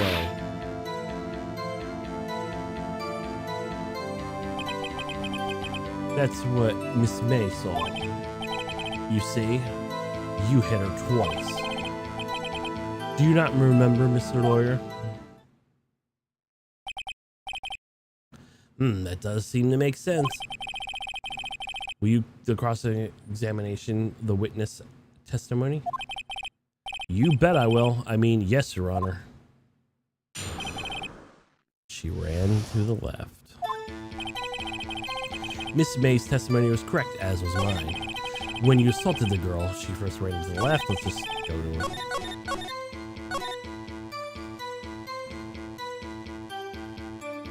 Sir, there is an autopsy report that we've already went over with the first lady. Which one is it? That she was hit once. Mr. White, the victim died from a single blow. What do you have to say to that? Now's my chance to hit him where it counts. Mr. White, wasn't it you who told the court abso-positively perfect? Oof. Will you refrain using that phrase? I will refrain from using that phrase from now on. Your Honor, could I ask the witness for a new testimony? The witness is obviously confused, Your Honor. I would like to request a 10-minute break. Yes, quite. No. The witness is confused because he's lying. And I empathetically request that there will be no break, Your Honor. Yeah, we want justice. Don't let him get away. Very well. The witness would care to revise his testimony. The crowd's on my side. No slipping out now, White. Mr. White. Oh, okay. Why do you gotta let this guy get like 80 testimonies in? Or, well, you see, I looked at the other window when I heard that thing fall. Then the next moment I saw Miss Mia run to the left. And the killer attacked her, but she dodged. And then, yeah, you shouldn't have in there, dude. And then she turned and ran right for the door. And then you did her with a single blow, thwap. Thap indeed. Very well, you may begin your cross-examination. Mr. Your Honor, my stomach, you see, it's hurting. Deal with it. This is almost over. Yep.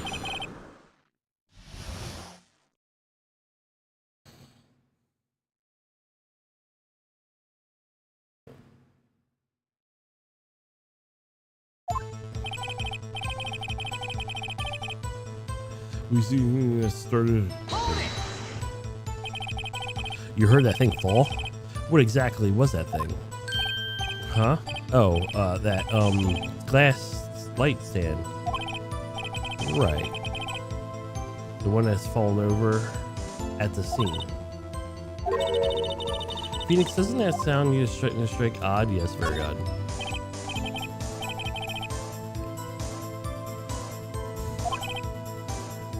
Mr. White. Huh? What? You're saying you saw the glass light stand? Yes. Then change your testimony to reflect that. Sorry, my bad. The witness revised his testimony. Okay, of course.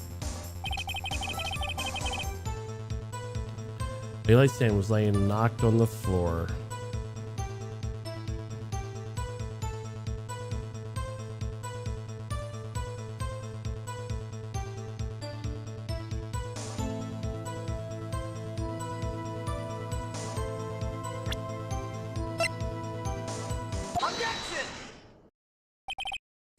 Mr. White,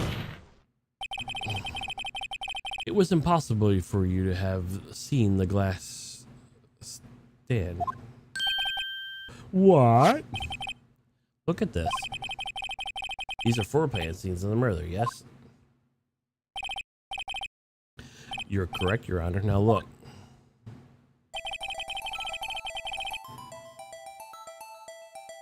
You were to look through the window of the office. This is the area you will be able to see. Here, well, note that the stand is not within the visible area. Well, Mr. White, what do you have to say about that? Our ridiculosity. Mr. White, if you were in the Gatewater Hotel, as you claim, you could have not seen the stand before it fell over. In fact, you wouldn't have been able to see it after it fell either. There is no way you could have recognized the broken shards of glass stand. So why did you see the stand, Mr. White? It must have been the moment that it fell. The only place it could have been is inside the Fay Law offices. In other words, you were at the scene of the crime when the murder took place.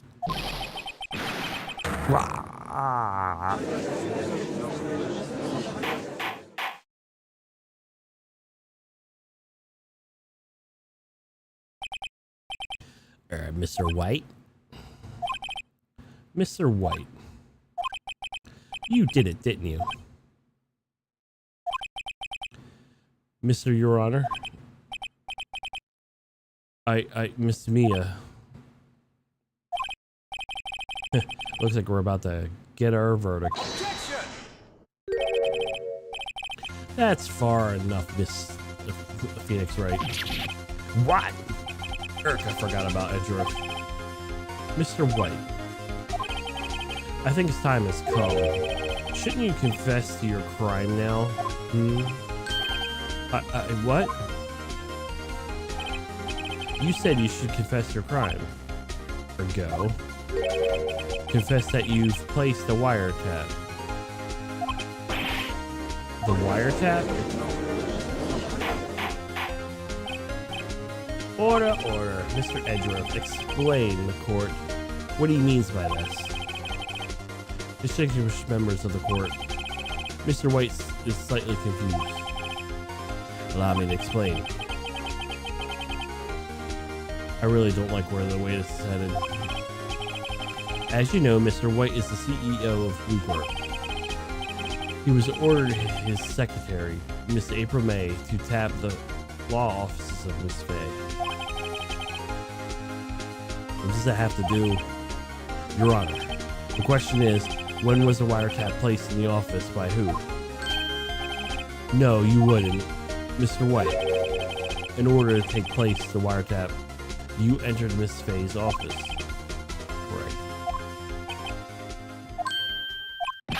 Correct. You are most correct, Miles.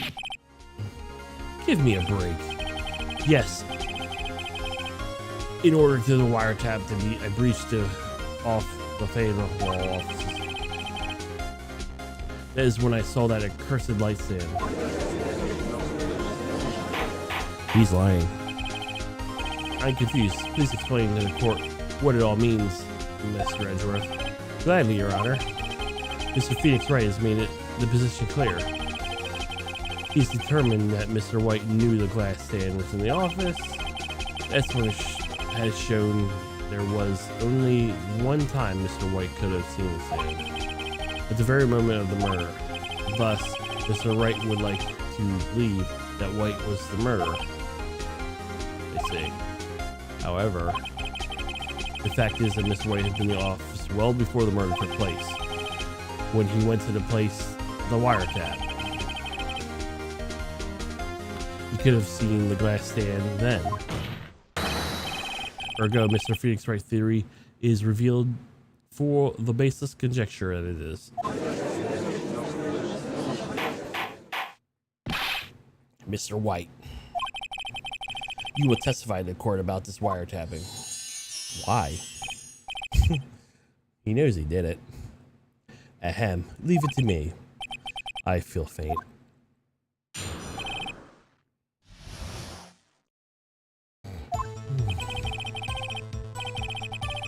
It was the beginning of September, the week before the murder. I had entered the Fade & Co. law office. Of course I had done so to place the wiretap. That is when I saw the glass light stand. Alright, you. We got you this time. There's no doubt about it. Correct, that's right. I see, very well, Mr. Wright. You may cross-examine. What am I supposed to do now? Good luck, Phoenix. The wiretapping. It was the beginning of September, last week before the murder. Was it? Did you have proof? Miss April May knew the details of Miss Faye's phone conversation. This proves that the wiretap was placed before the murder. Huh, right.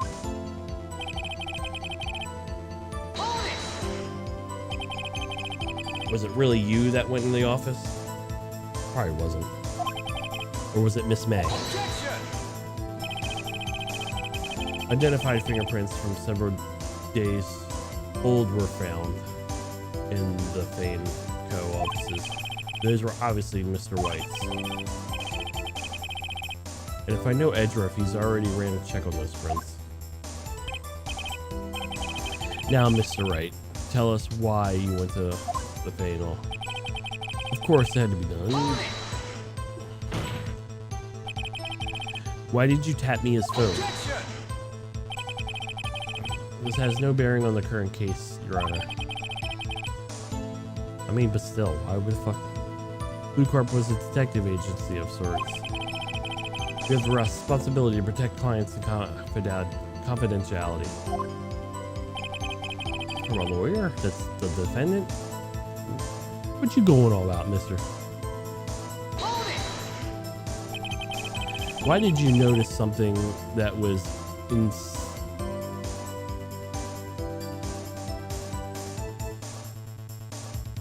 innocuous? Is that it? Is it innocuous as a light stand? The light stand was made entirely out of glass. It was quite stylish, so I guess it was made lasting impression on me. Such a mutacious thing deserves attention, does it not? That is all. Damn it, there's nothing for me to press them on. Very well, I must rattle enough to bluff. Oh, is that all the statements?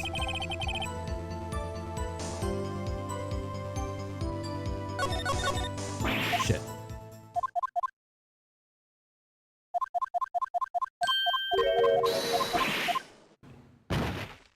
Mia.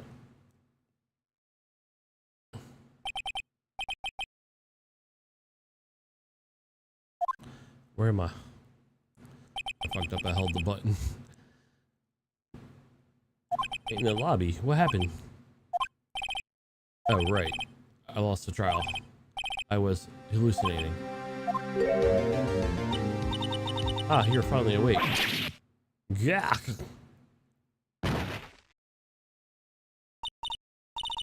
Hey, Phoenix. Yeah, there's no way to greet an old friend. Phoenix, I want you to look at me.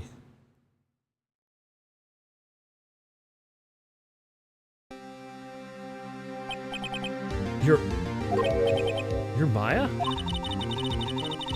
Don't you know the Fae women have strong psychic powers? When you accepted your defeat in court, it appeared I was enough shocked to awaken Maya's true powers. So Maya is channeling Mia? That's right. I am Maya, but I'm also Mia. Now I want you to listen to me, Phoenix. Maya never gave up. You can't either. That's what came here to tell you. But I don't have much time, Phoenix. Now listen to me. You've already won. Huh? You have that receipt in the court record, right? Yeah.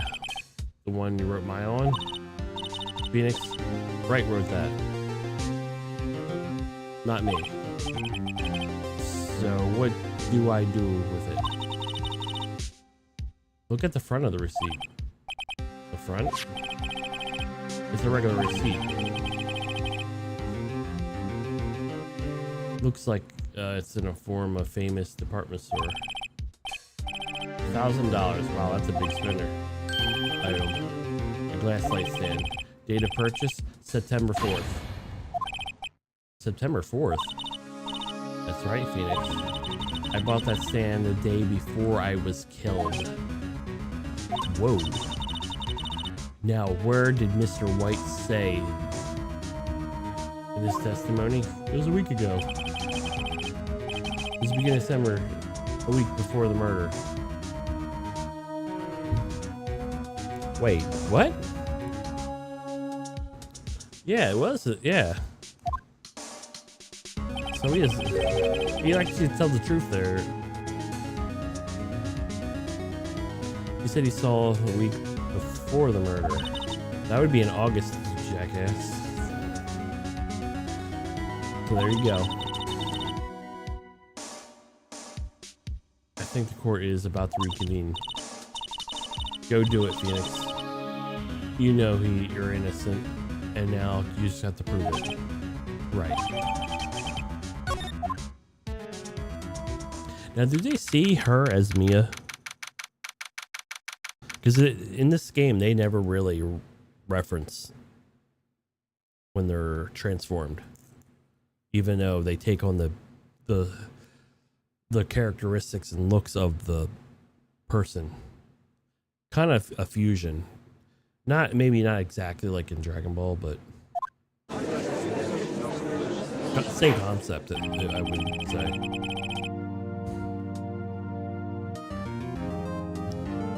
The court will now reconvene the trial of Mr. Phoenix and Wright. Is the defendant rather, are you all right, Mr. Wright? Yes, sorry, Your Honor. I'm fine now. Let's start where we left off. Yes, Your Honor. There is nothing going back to cross-examination of Mr. White. All that is required is for you to pass judgment on the defendant, Phoenix Wright.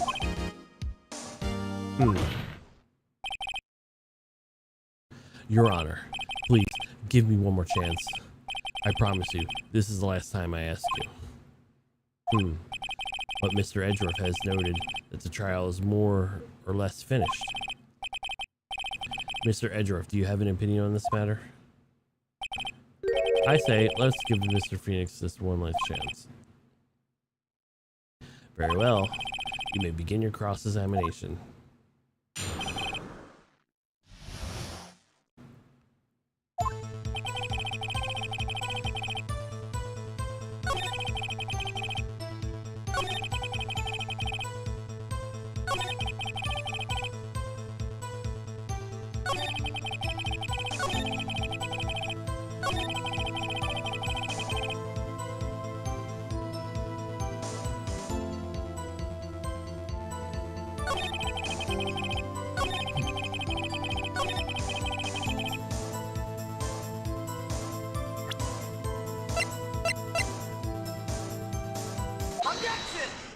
Objection. Look at this. The word Maya written in blood. Waha, you're grasping. I think not. Look at the other side of the receipt. The other side? Your Honor, I would like to tell the court what was written on the other side of the... would you like to tell the court what was written on the other side of the receipt? Well, a glass light stand. The date of purchase? Why, that was the day before the murder. You see, Mr. White, when you allegedly entered the Fay & Co. offices at the beginning of September, which is still the 4th beginning of September, the stand could not have been there. It would be in August. Ah. Well, Mr. White, can I get this one? Or you can't get out of this one, can you? No. Impossible. Oh, he's losing it. Well, Your Honor, I understand there must be quite a lot of pressure on you. I think you'll agree, you can't judge me guilty under these circumstances. Very well. Then is all for the trial of... Objection! You dick. Not so fast, Phoenix Wright. Eh? What? There's no way he could have wormed his way out of this one. Oh wait, I forgot. It's Edgeworth. There is a certain thread of logic to the defendant's claims. However, there is no concrete proof that Phoenix Wright is innocent. Ergo, I would like to request one more day before Phoenix Wright is granted his freedom.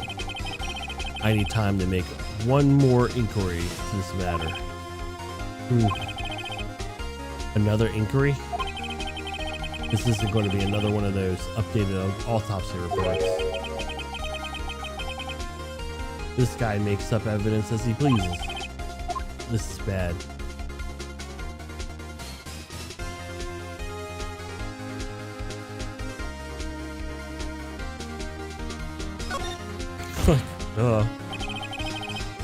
Mr. White's guilt is obvious. There's no need to prolong the trial any further. Well, Mr. Edgeworth? If anyone's going to make that call, Mr. White to trial, it would be me, the prosecution. I need a day to ascertain whether these new claims have a basis of factual evidence. I see. Objection denied. What? No, he's gonna get away. We can't let him do that.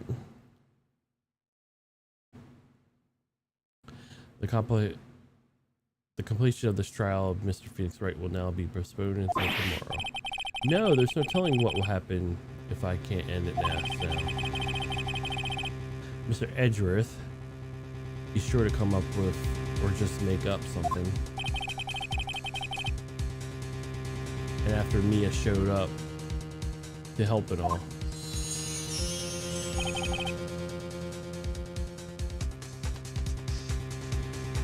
Mr. Your Honor, may I go home?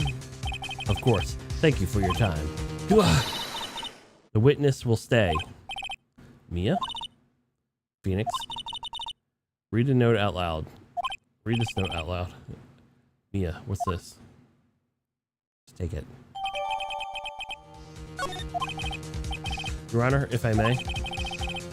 You're quite persistent today, Mr. Wright. You bet I am. My life is riding on this one. I have something I would like to read to the court. Take that! Take that. The memo Mia giving me was a list of names. Many of them sounded like strangely familiar, like people in a finance and famous celebrities. That's when it happened. Stop! Desist, halt. Please stop. Make him stop. How? How did you get that list? Mr. White, Admit your guilt right here, right now. Or else this list will be released to the press. Yeah, get his ass. I confess. I confess. I did it. I hit Mia with the thinker. Case closed, Your Honor.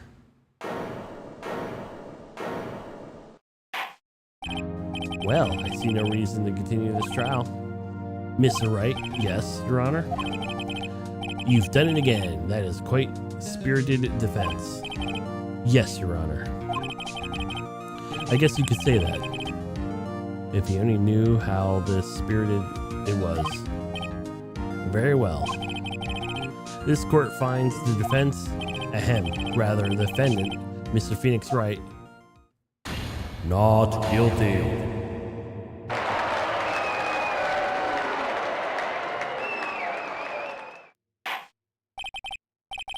That is all. The court is adjourned.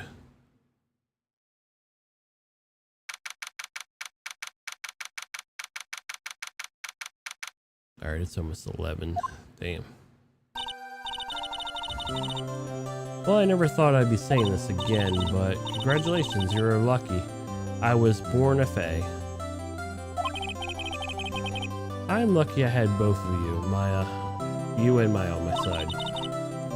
Glad you made it. Thank you, Phoenix. You've asked a lot of me and Maya. I won't forget it as long as I live. As long as you live. My time here is running out. Huh? Maya, the powers are still weak. I can't stay here that long. What? No.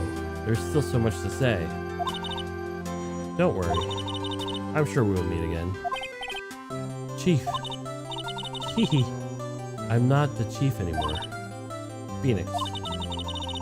Can you come to the office tonight, say 9 o'clock? The office? I'll see you later. Chief, Mia. Says she's not the chief anymore. September 9th, 902. Fanco. Being here, it's hard not to think about that night. You came, Mia. I was kind of worried you might not. Huh? Of course I came. Well then, I'm pretty hungry. How about a burger? Mia? Wah ha ha ha ha. You should have seen your face, Mia.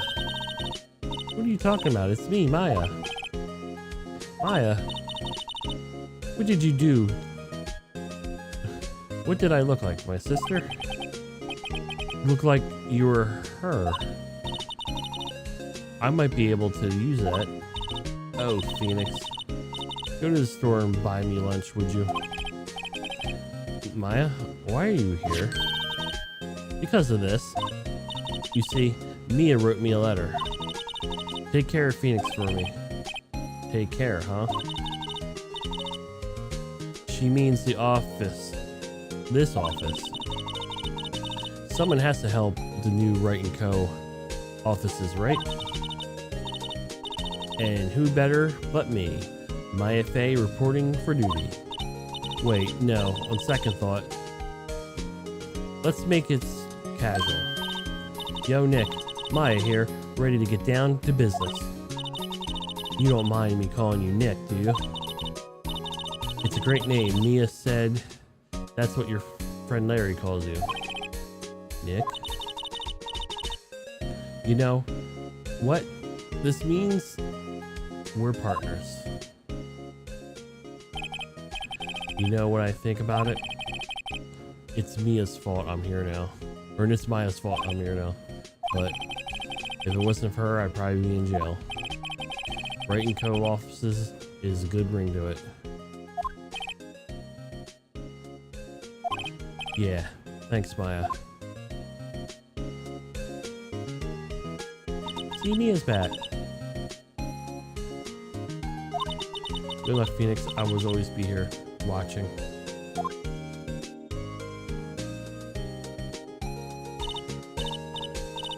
Right, okay, Nick, let's do it. Huh? Do what? Burgers, dummy.